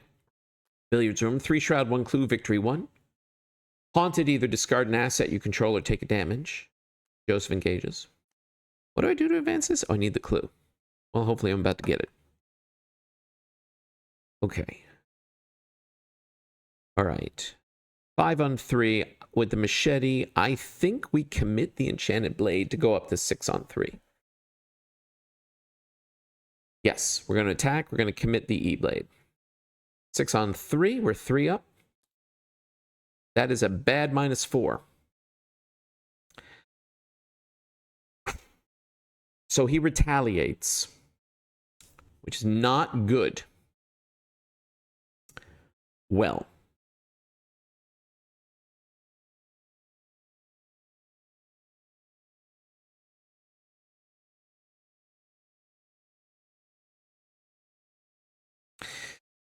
It's kind of hilarious, though, because here's what we're going to do. He's going to do a damage to the guard dog and a horror to Gavriella. Yes, we are like 1 away from defeat. I am well aware of this. But the guard dog will deal a damage back to him. And we'll use Gavriella's ability to get this clue. Then we'll use Alice Luxley to deal a damage to Joseph. And I think then... Yeah, we're not parlaying him. Book 4, not happening. I am going to pause to...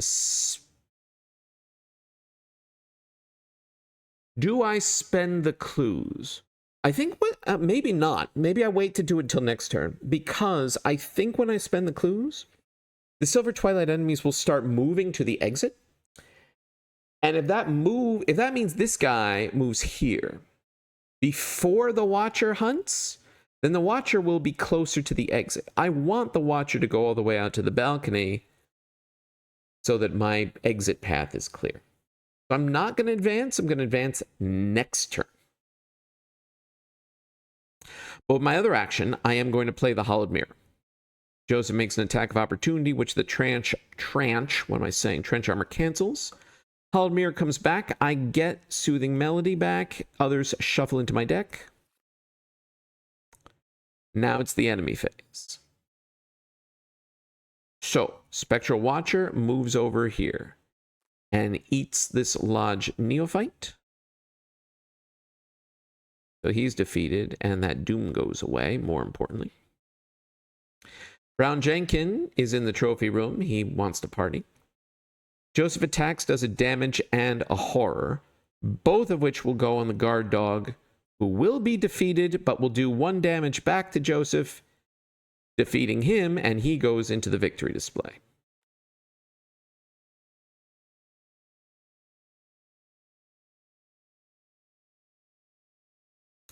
Hold on.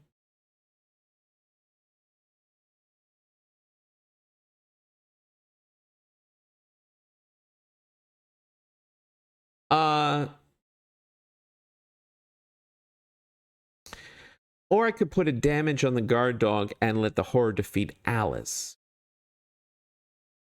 Then the guard dog will be still here with 1 and 1.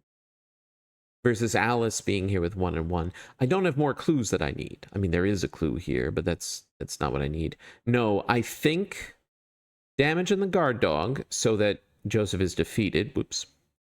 But Alice will take the horror and therefore be defeated. Yes. Yes, that's the way. Okay. Good. We upkeep.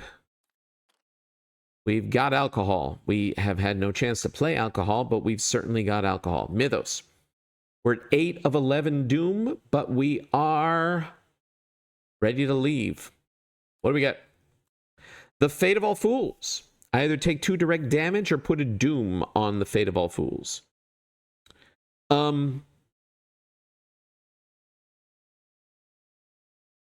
The Doom probably doesn't matter. I think all I have left to do is go to the entrance and resign. But I can't do that in 1 round. If I put a Doom, then we're at 9, and then if some nonsense happens, I don't remember whether there's anything that can add a Doom that'll be counted in the Mythos phase. I still have enough health to tank a Trapped Spirits to the face. I will take the 2 direct damage. That's fine. We are going to advance. We're going to spend the 4 clues. The mist blocking your escape recedes. Reveal the entry hall. Shuffle the discard pile into the encounter deck. At the end of the round, each Silver Twilight enemy in the entry... Oh, they move at the end of the round. So I could have done that last round. It doesn't really matter. I just need to resign. I am sadly 1 action short to being able to resign. So, with that in mind, what we are going to do is play Soothing Melody to heal 2 horror so that a 3rd one of these doesn't completely brick me. Heal 2 horror, draw a card. We're haunted. Why wouldn't we be? And I think we move twice. All right? Yeah. We're going to scoot right past Brown Jenkin. We are in the Victorian halls. Next round, we will plan to get out. Okay. Enemies. The Watcher is here. Brown Jenkin is here. He wheels our hand, so we discard 2 and draw 2. The Mauser is back, as well as a Take Heart. Okay. Our stats are all reduced from Haunted. And that's it. We upkeep. We have Guts. Mythos. We are at 9 of 11 Doom. And we get out. What's our card? Brown Jenkin. He bites us again. We take a damage. That is fine.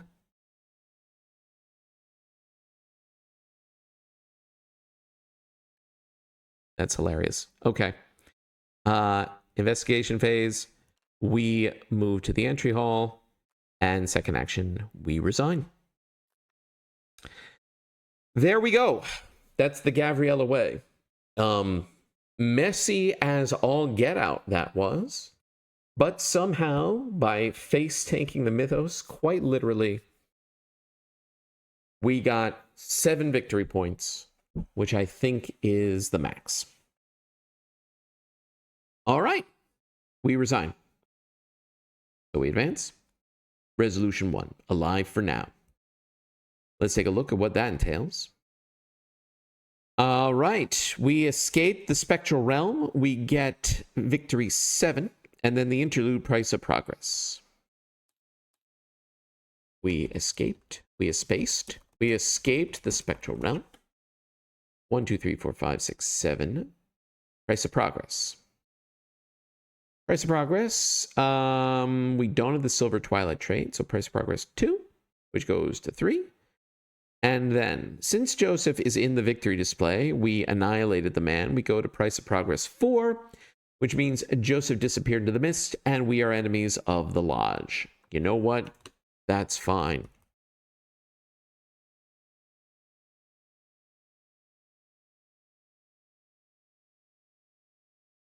And then we do the secret name next time. And yes, we're being hunted. Because why wouldn't we be? All right. There we go. Can't complain. Fun. Tense. Close. But hey, that's what solo play is all about. All right. I'll have to think about what to do with my 7 victory points. All the upgrades I'm interested in are either 2 or 3 points. So it's a question of, do I want a 3 and 2 2s, or do I want 2 3s? I might want 2 3s. I do want the star to make all of my assets with health and sanity stronger. I could improve an E-Blade into the stronger Horror Healing Guardian version. I could get a second Trench Armor.